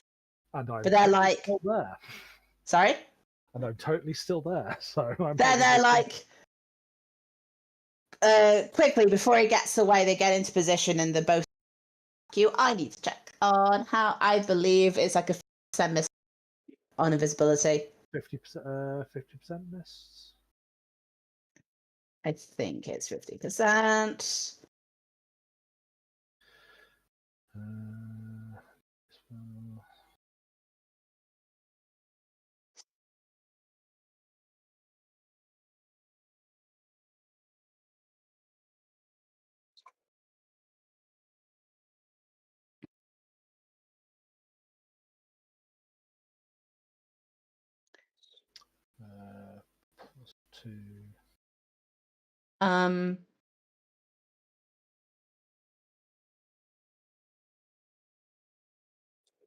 +2.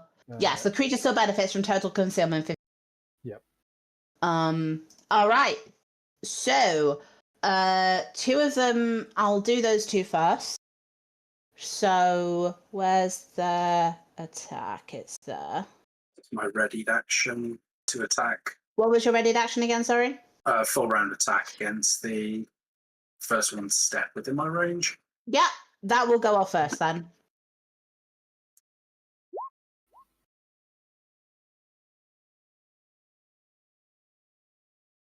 I hope those hit. I really, really do. So the crit confirms, and the other two do hit. So that is 3 strikes, one of which is a critical hit. They're all on the first one that arrived, which I assume is the one that is in the middle. Yeah. So, Weapon of War also causes them to become shaken. okay, 1 second. So it says Because- scores a critical hit. Does that mean it has to confirm the critical hit? Sure. So Scores critical hit is confirmed, yes. yeah, so they are shaken. No say, fuck you.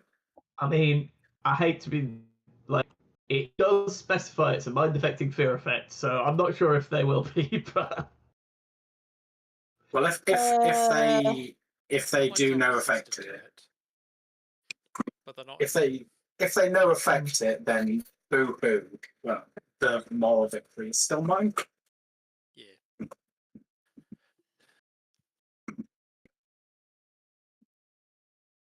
Yeah, Tellarknights are resistant to fear effects, but not. How do you attack this full-plated, heavy-shielded thing with 3 rapier attacks? What the first one of which is a critical? So that'd be 39. Oh, each of these has an extra +1 because I'm the sole threat to the enemy, I think.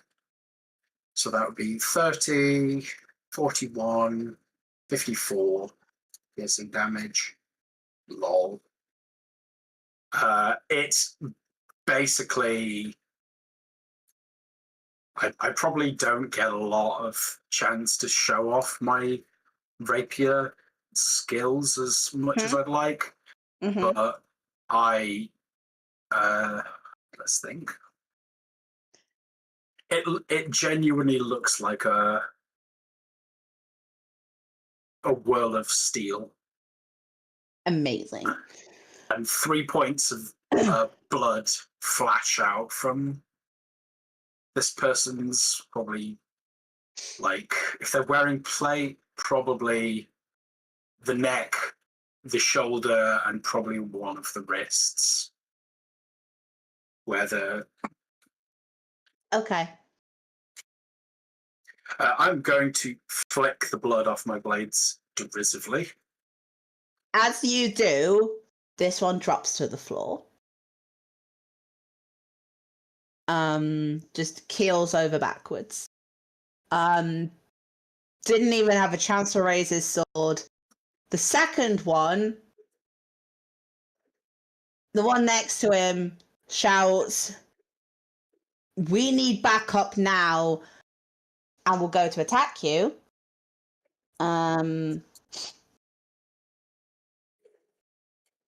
With a 24. Yes.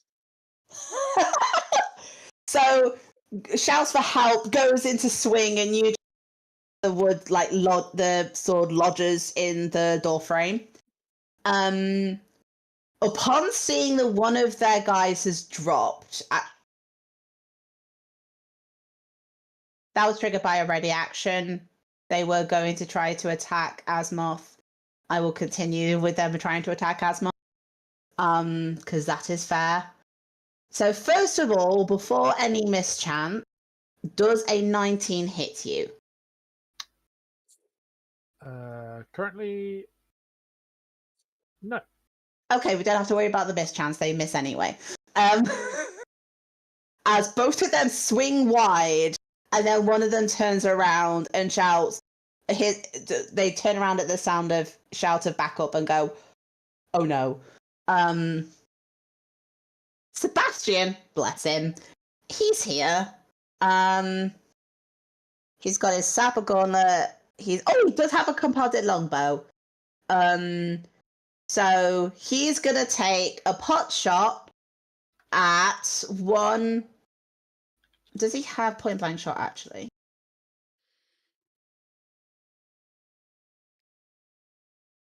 No, his weapon focuses are all into gauntlet and shield. Okay, that's fine. So it's a -4 to shoot into combat, isn't it? Something Yeah. like that. Yeah, That's fine. Unless he has Unless he's precise got- shot. Yeah. He does not have that. That's fine. He'll go for it anyway. He's gonna try and shoot one of the ones that is attacking Asmoth, or he's gonna shoot one of the ones that seems to be attacking in a visible space. Oh, if it wasn't for the -4, that would have been a hit. Oh, no.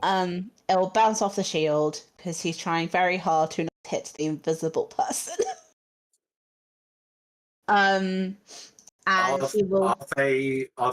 Would their shield bonus be in play? Like, are they aware that he is there?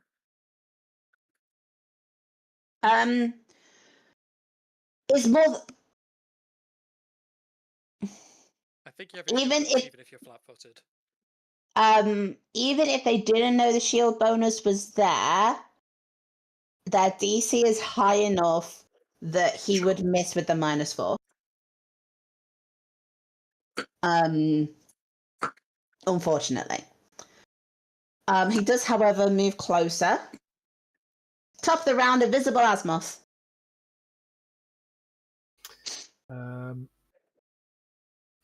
standard action, I'm going to drink my mutagen Okay. Cool. because that's going to be my big thing for the fight.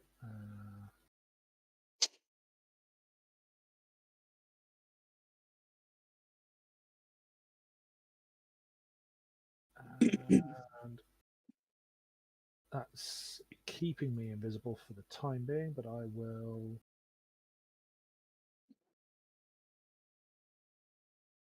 take a 5-foot step here. Still invisible. You are still invisible. Does that mean that Thursey's bonus damage for if being the sole threat to an enemy ends? Or does it not because they don't know I'm there? You are threatening the enemy. You are a threat to the enemy, even if in character they do not know you're a threat. You are Okay. threatening the enemy. So on a mechanic level, I don't mind because then I can just aim at this first person. No, I have targets. fair. So move there, and I think that is thing I can do.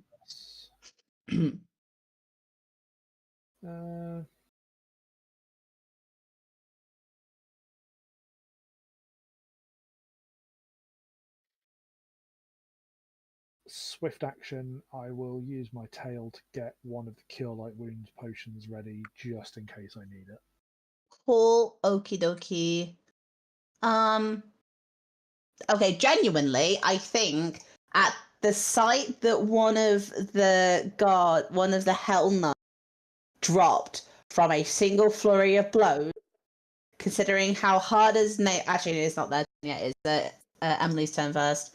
I hadn't picked a stat line for her. Ooh, what's this one? Emily coup de grace the enemy.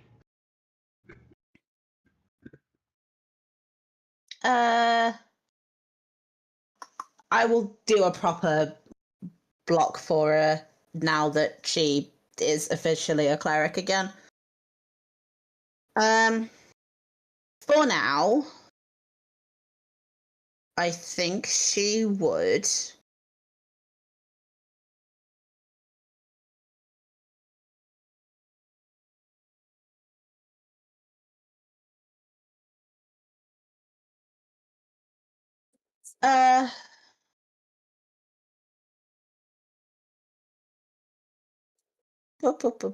Ooh. Yeah, why not? Cool. Inspired by your rapier, Gideon, and she's just there like, this sword's a bit too clunky. Oh, I know. And one of your rapiers kind of gets a gold sheen over it, Gideon. And then the golden sheen then lifts away as she basically uses one of your rapier spiritual weapon that then flies out of the room and starts to attack. Ooh, yeah. Let's see. So it uses your base attack bonus plus wisdom modifier as his attack bonus. So for a standard-ish cleric, for this cleric, for example, where's your Bab? 3. So she's rolling a +5 to hit one of them with a spiritual weapon. Let's see.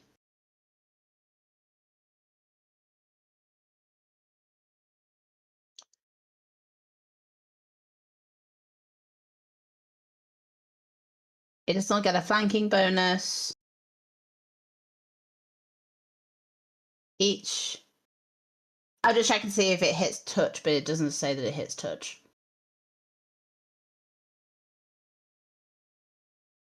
(1d8) force damage per hit plus 1 point per 3 caster levels. takes the shape of a weapon.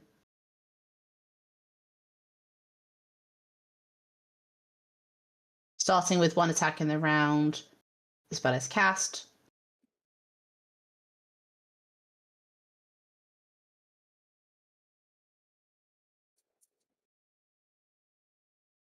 Okay, I'll roll it against her AC for now, and then we'll go from there. So she might not hit it particular. Yeah, no, she can't hit that number easily. But there is now a glowing ray. I'll say she flies it out to be. Let's draw a little. Where's my little free hand? So we've got a little sword in this square. There we go.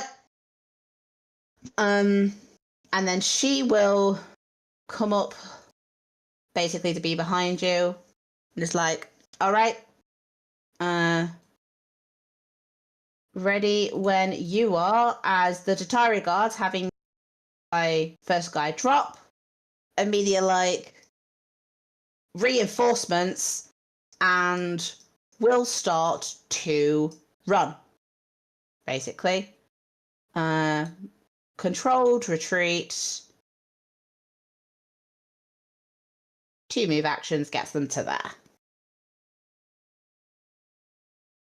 there. Gideon. Like quasi-related, can Sebastian basically be used as a way of like dealing with that group with Daredevil shenanigans? You know what? Sebastian can either do pot shot them, or Sebastian can follow them on rooftops. I think Sebastian would like to pursue them on rooftops and do Daredevil shit. Okay, all right. I'll wait till it's his turn, but yes. Maybe gather some like nice friends on the way and like. Cool. All right. So, it is currently your turn. Rightio, I will step forward to deny them easily being able to pick this guy up. Yeah. I will use so that's a 5-foot step. I use a swift action and a point of fervor in order to cast protection from law on myself. Okay.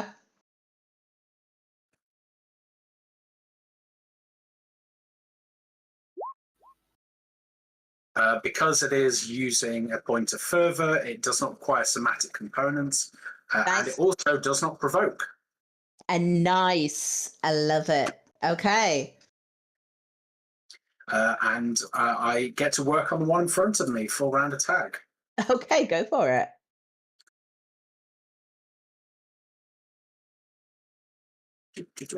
Rightio.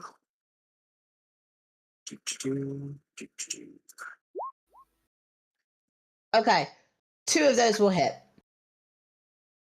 The 11, oddly enough, does not hit.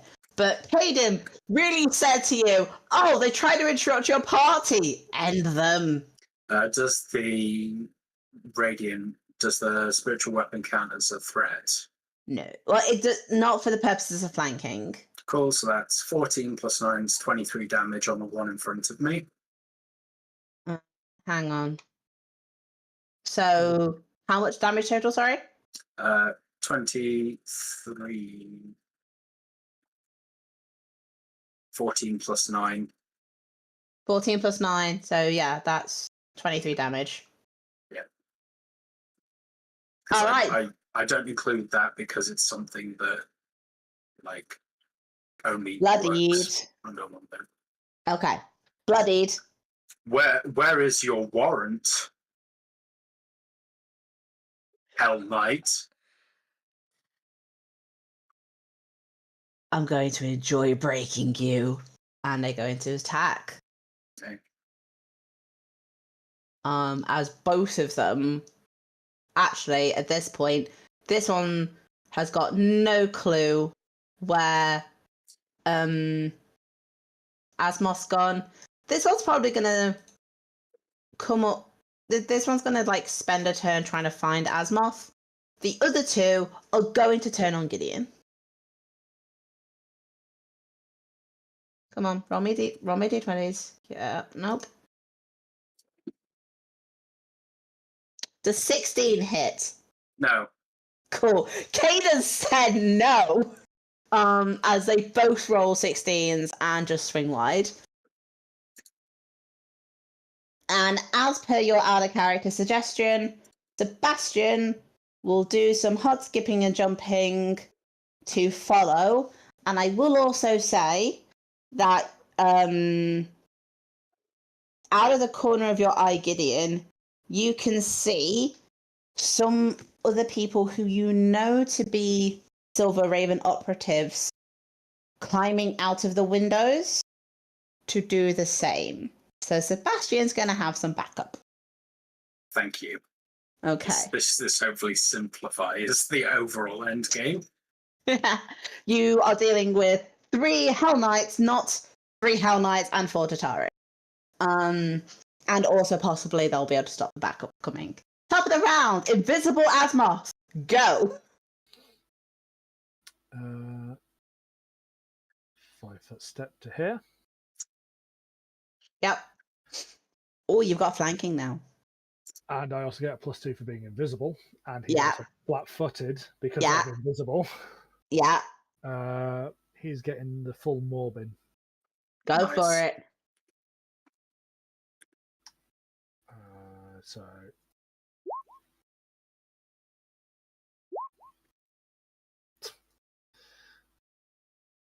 So I imagine that crit does not confirm.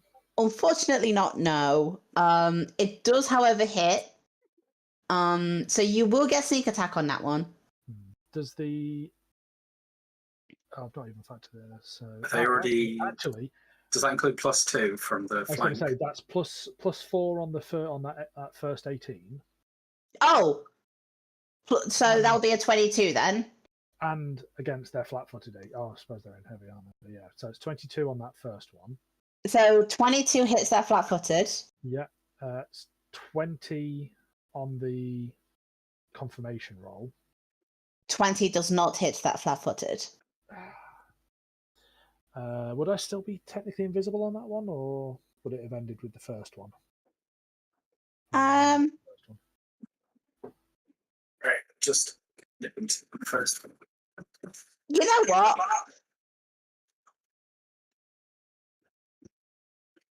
I'm tempted to be nice and say that you get the invisibility bonus on all 3 attacks, which would then mean that crit would confirm, wouldn't it?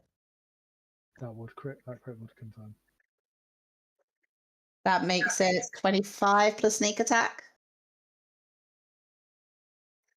Plus 2 sneak attacks. Yeah, so that's an Cool. additional 11. So says he's making me echo. So 9, 25, 29, 36. Have I got that number right? Someone check that maths. 7. Yeah, 36. Cool. As your 2 claws find purchase in their armor and reduce that person 2 single hit points. He is still alive, but barely. Anything else with your turn? That is it. I've still got that potion in my tail ready to drink as a swift action if I need it. Cool. Next is Emily.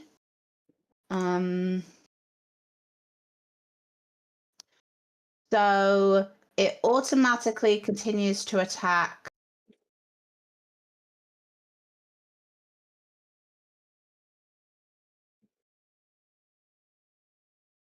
Yeah, so it's going to continue to attack the first one which it does not. And Emily will... It's not a concentration spell, is it? No, it's not. Fantastic. It's just 1 round per level, so lasts for 2 more rounds. Emily will.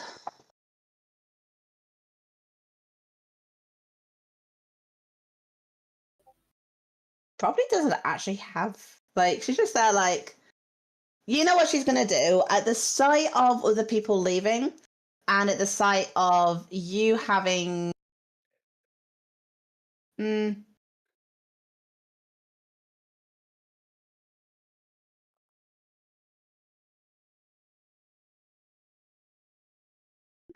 Trying to think. What domains do you have, Gideon? Mhm. Um, Sorry, just say it again. I'm just trying to work out what domain power she'll have. I'm making a cleric on the fly. This was not a good plan. So I'm playing a specific subtype of cleric. I'm Liberty's Blade, which means I only have one domain of Liberty. Okay, that's fine. Let's see. Chaos, Charm, Good, Strength, and Travel. Do you have a sacred bonus on anything right now? I can check. I believe that my sacred weapon.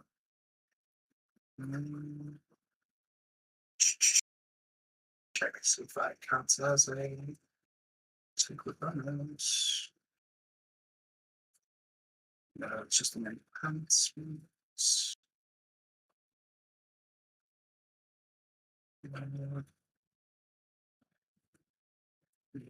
I think I'm just going to double check. If protection is. So let's do deflection. And weapon of awe. Yeah, weapon of awe is a sacred bonus. Damn it, never mind. That's fine. Just because I found Touch of Good as a power, but that won't stack with the sacred bonus you've already got. What are the travel domain powers? Gives you a teleport, I believe. Short range teleport. And a bonus to movement speed. Usually. As a free action, you gain increased mobility for 1 round. You terrain. Do not take any penalties for moving through it. And then what else is there? Yeah, if she would have a first level spell slot, she probably has less available. That's pretty common. Yeah, you know what? Let's give it a blast. She does a blast.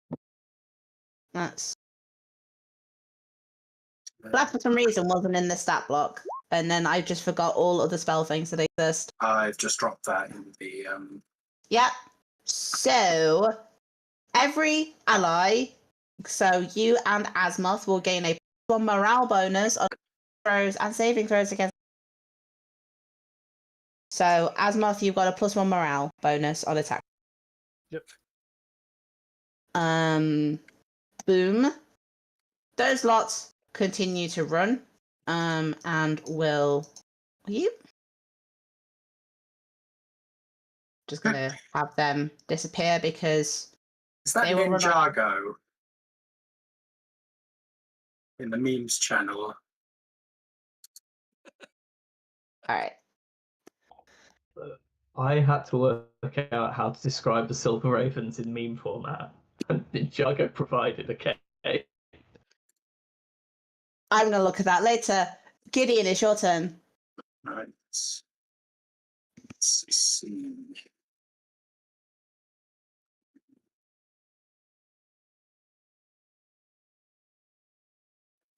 Cool. Spend a point of fervor as a swift action. Get divine favor. Amazing. So that is at the moment that's still only +1 because I'm level 5 and level 6. And I'm going to once again delete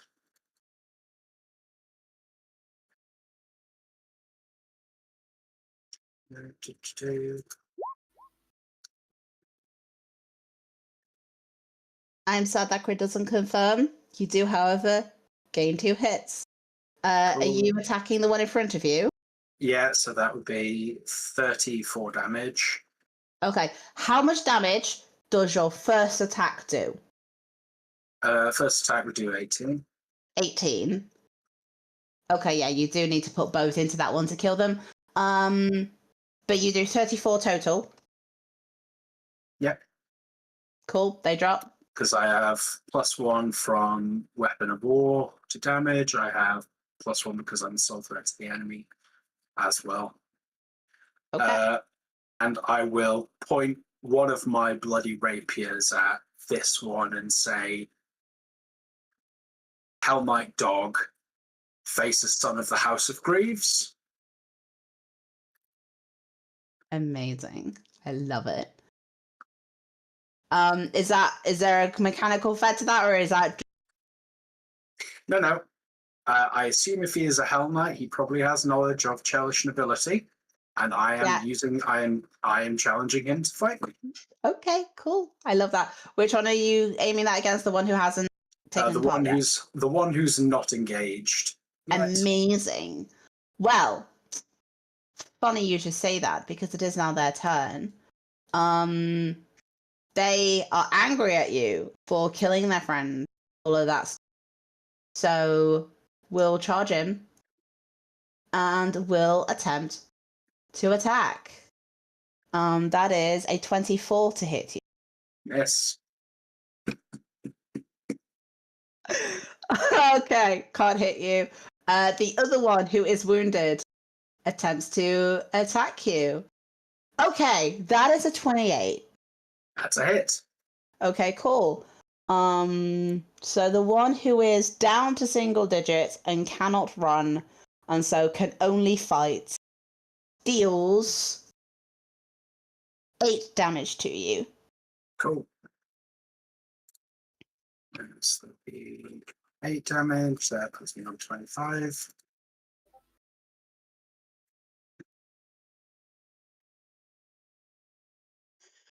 Okay. Sebastian, the shenanigans, and we'll go off the map because he doesn't need to be here anymore. Asmoth, you are now visible. I'll take the invisibility little flag off you that we had. However, the guy in front of you is looking very bad. Looking very bad indeed. Good.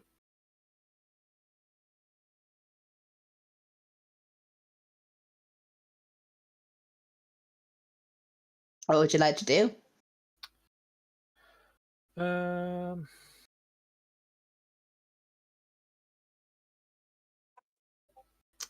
I'm just going to get the full Morbin time.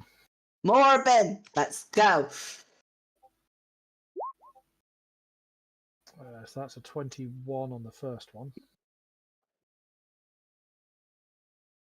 They now have their full AC, because you are not denied their dex bonus. Nope. And the number is 22. Beans. Sorry. Go for the bite. That's a 24. Okay, the bite. Amazing. How would you like to kill this? I'm guessing they've got like exposed neck. Yeah, let's say that let's imagine say that's you can go for a neck bite. Yeah. As you Which is deal kind of fail to 16 damage. fail to claw them, but as they kind of turn around, it's just suddenly just jaws forwards. Ow. Munch. We're munching. All right. So I'm gonna have to move that one just so I can get to this token. So is there anything else with your turn? That is my turn. Cool. Emily does need to use a move action in order to redirect her spiritual weapon, but she does so because there's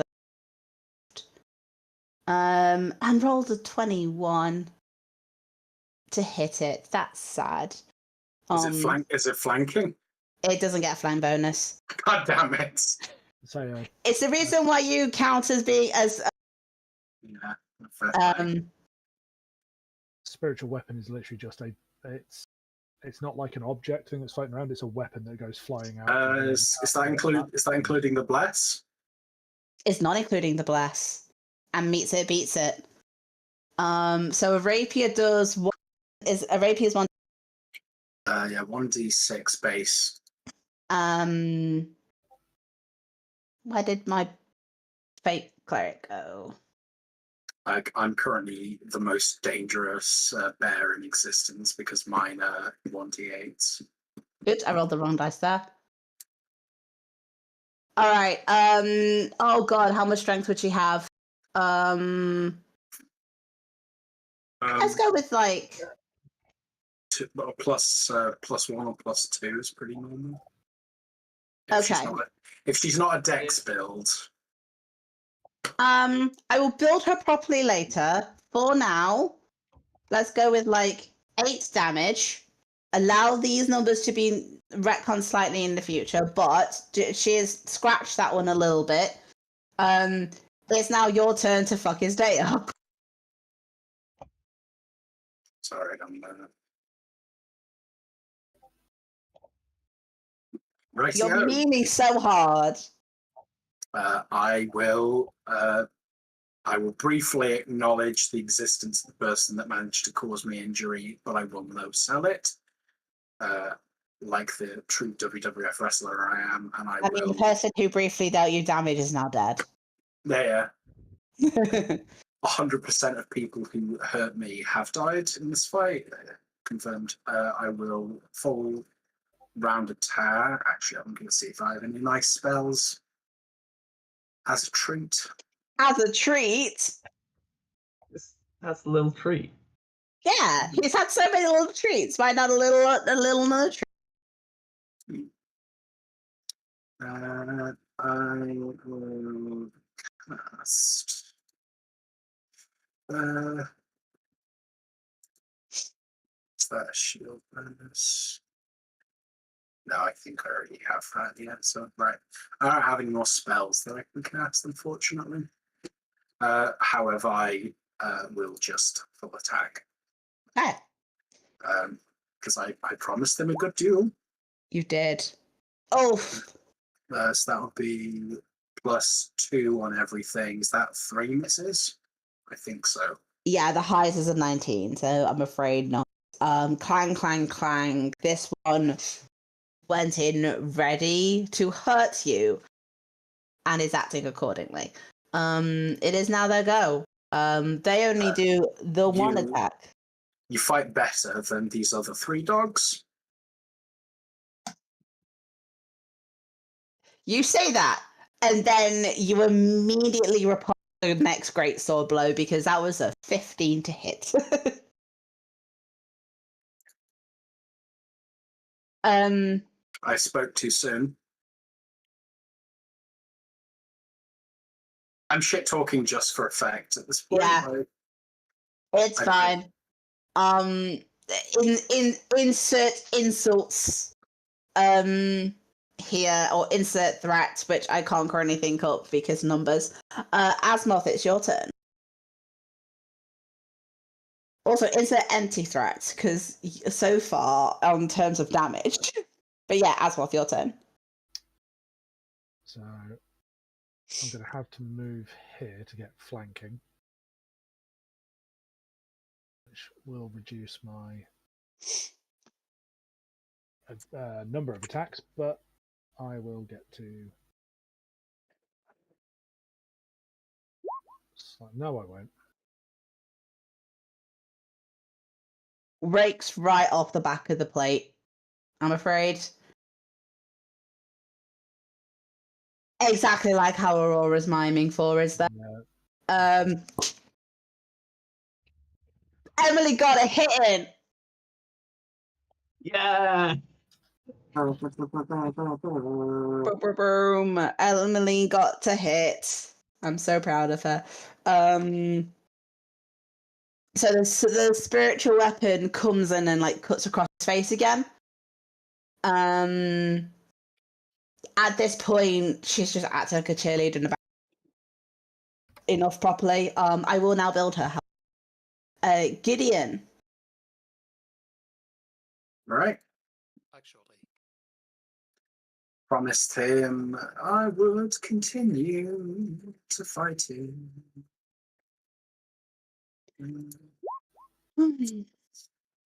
This is plus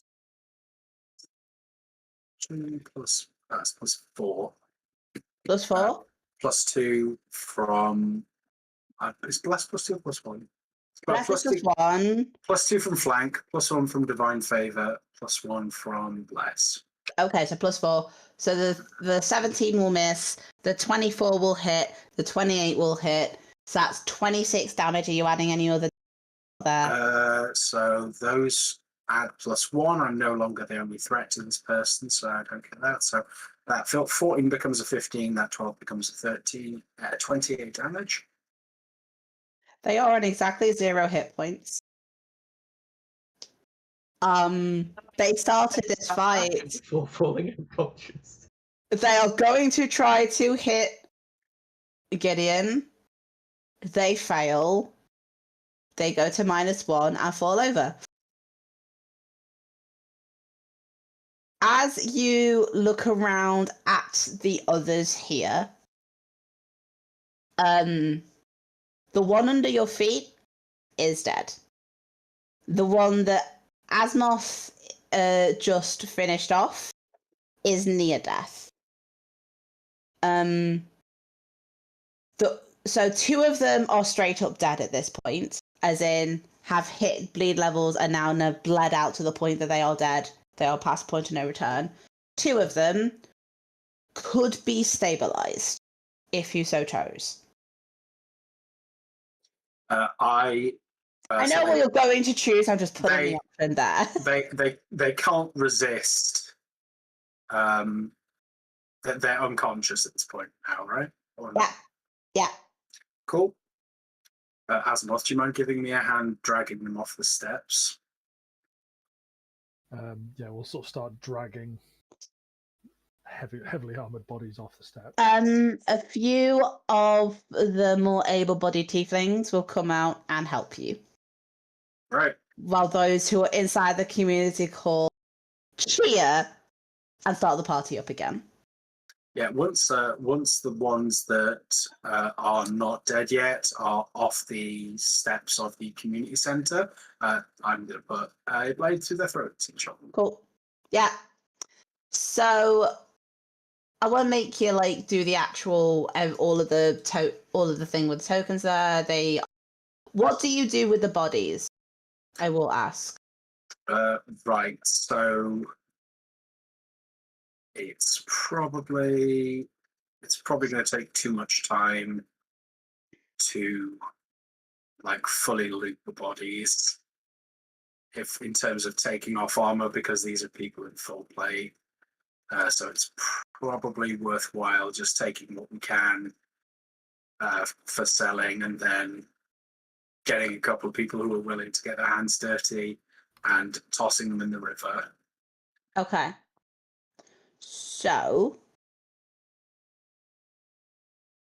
where is your nearest river, actually?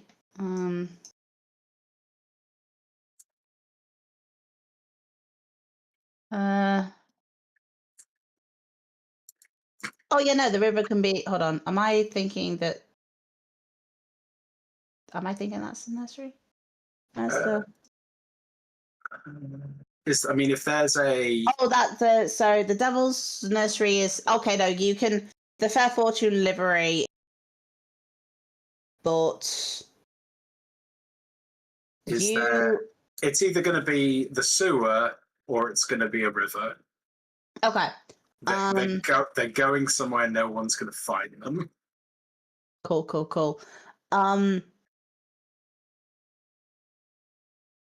Okay, what I will say is you can either dispose of the bodies yourself, or if you want to do an initial loot of items that you're happy to take, and then those who are in the community hall, like, of sound enough mind are happy to deal with the rest of the bodies, while you know that what that will do is mean that they will have enough opportunity to loot the masterwork full plate of four bodies. If people wish to volunteer for the job, I will not stop them. Cool. So I'll tell you the gear that they have. Each of them has a potion, which Asmoth can identify after a few minutes to be a potion of. So each of them has one of those potions. They're all wearing masterwork full plate. They all have a bow, and they all have. You're cutting out a whole bunch. For Yeah, me, I it didn't catch what the potion was. Okay, seems sorry. like a curative or something. Cure moderate. Nice. Cure moderate. So they all have masterwork full plate, a heavy steel shield, a longbow, and they each have 40 gold. So that would be 4 potions to cure moderate wounds, 4 sets of full plate, 4 heavy steel shields, 4 longbows, 4 masterwork short swords, and 160. What would you like to take for yourselves, and what would you like to leave on the bodies so that the denizens of the nursery can benefit from the loot or the profit from that loot? Are they wearing helmet plate specifically, or are they wearing full plate? It says masterwork full plate. There are some. These are armigers. So you've seen the Order of the Torrent armigers, and their gear was fairly gear. The more specialized Hell Knight armor with or the more stylized or whatever, that tends to be for the fully fledged knights, I'll say. So I will. I think.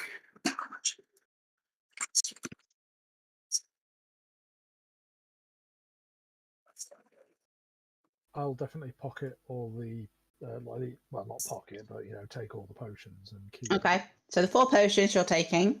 Yeah. Jesus Christ. Okay.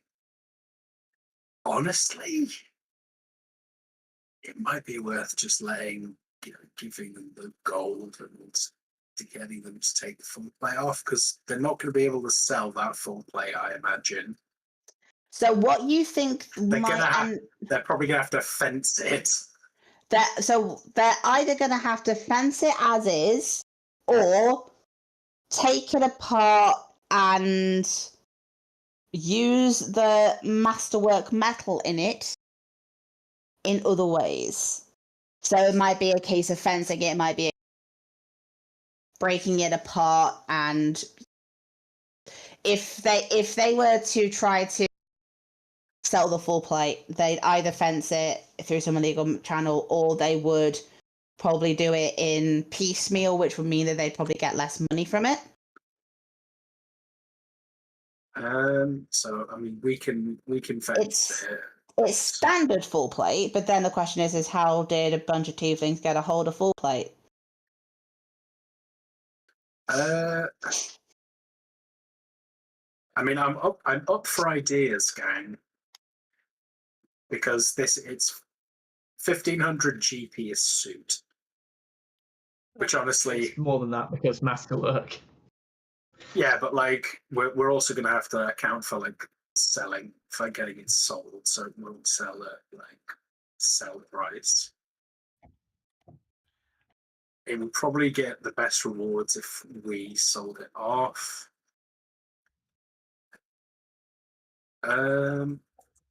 Right.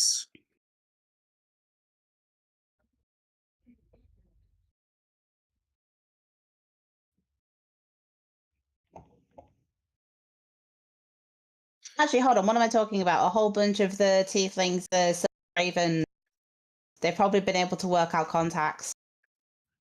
Yep. To be able to get rid of full plate.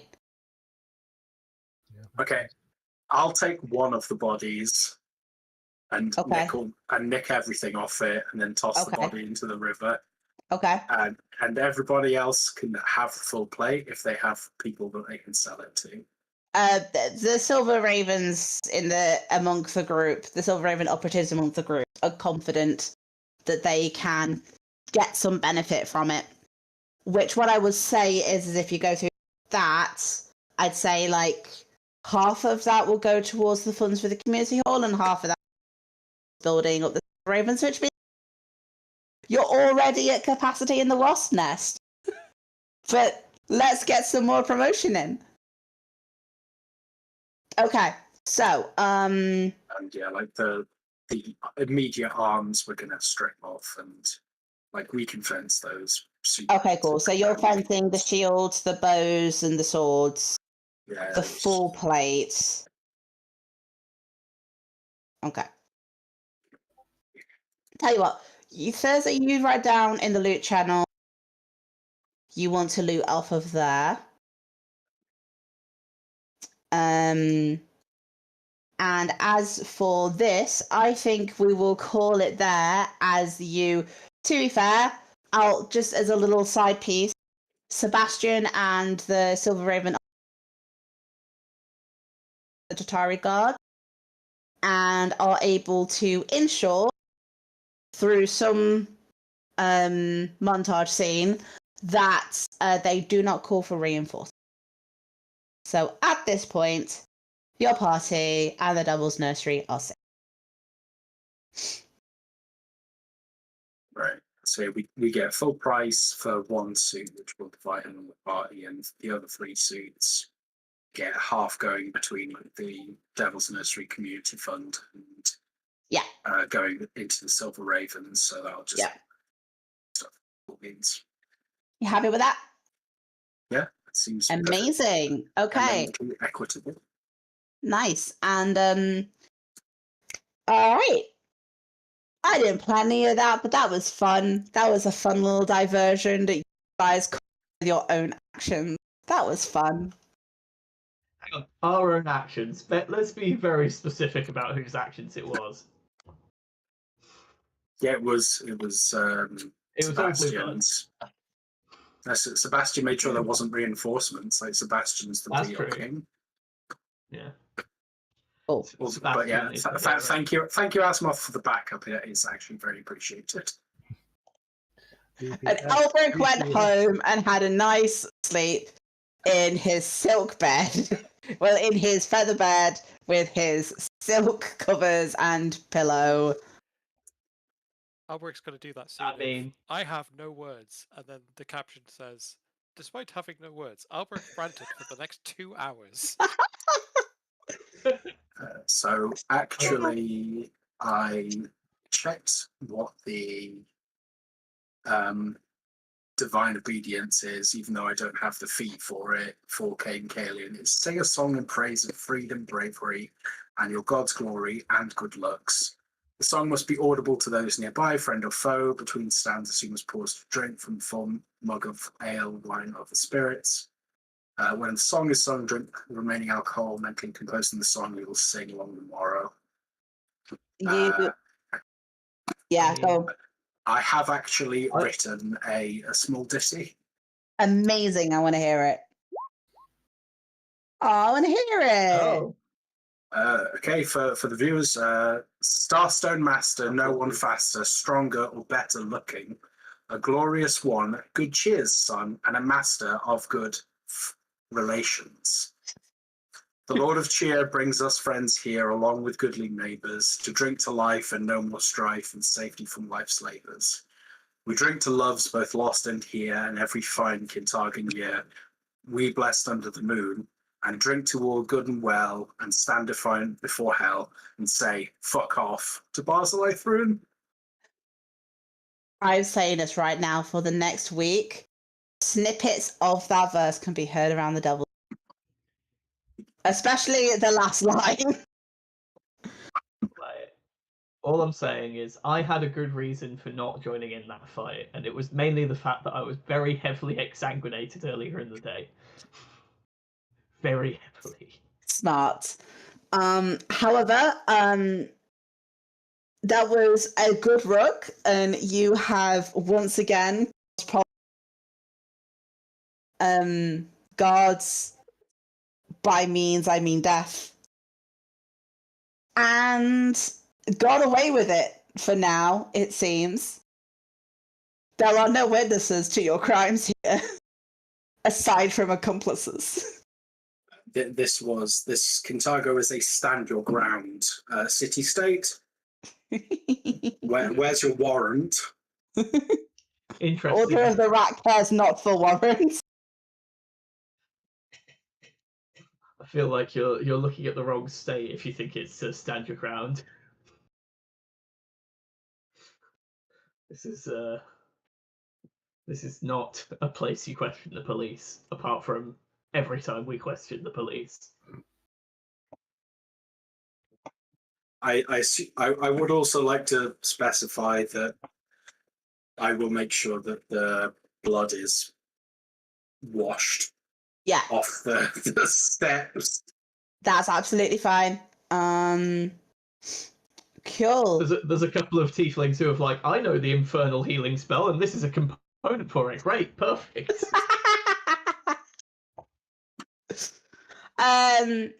Well, we won't get into that right now. That's fine. But yeah, no, that was a good session, guys.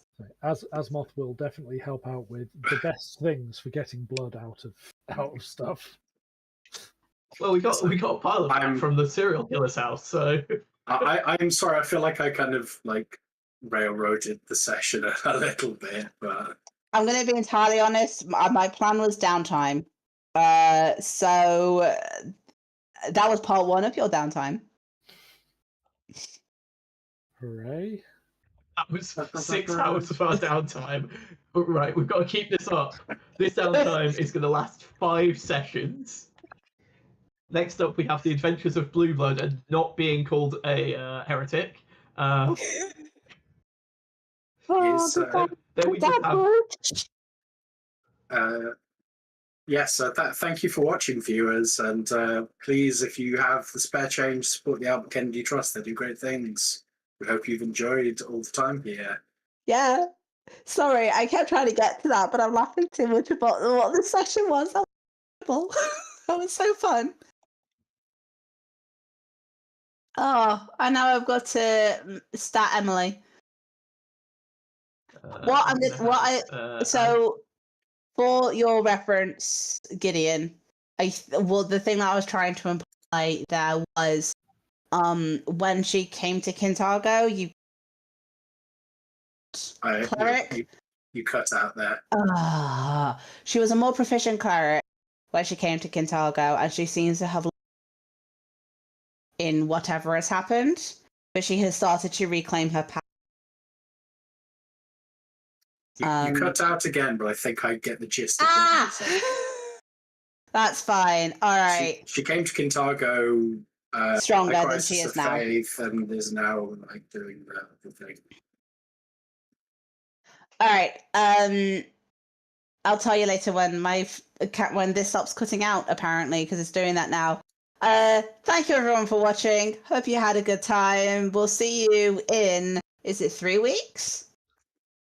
Seems about right. Yeah. It's 2 weeks or 3 weeks? 3 weeks, I think. Did we say the 29th? Yes, 8th and 29th. So we will see you all in 3 to do Downtime Part 2. Yay. Just hands. Bye! Please turn off the stream.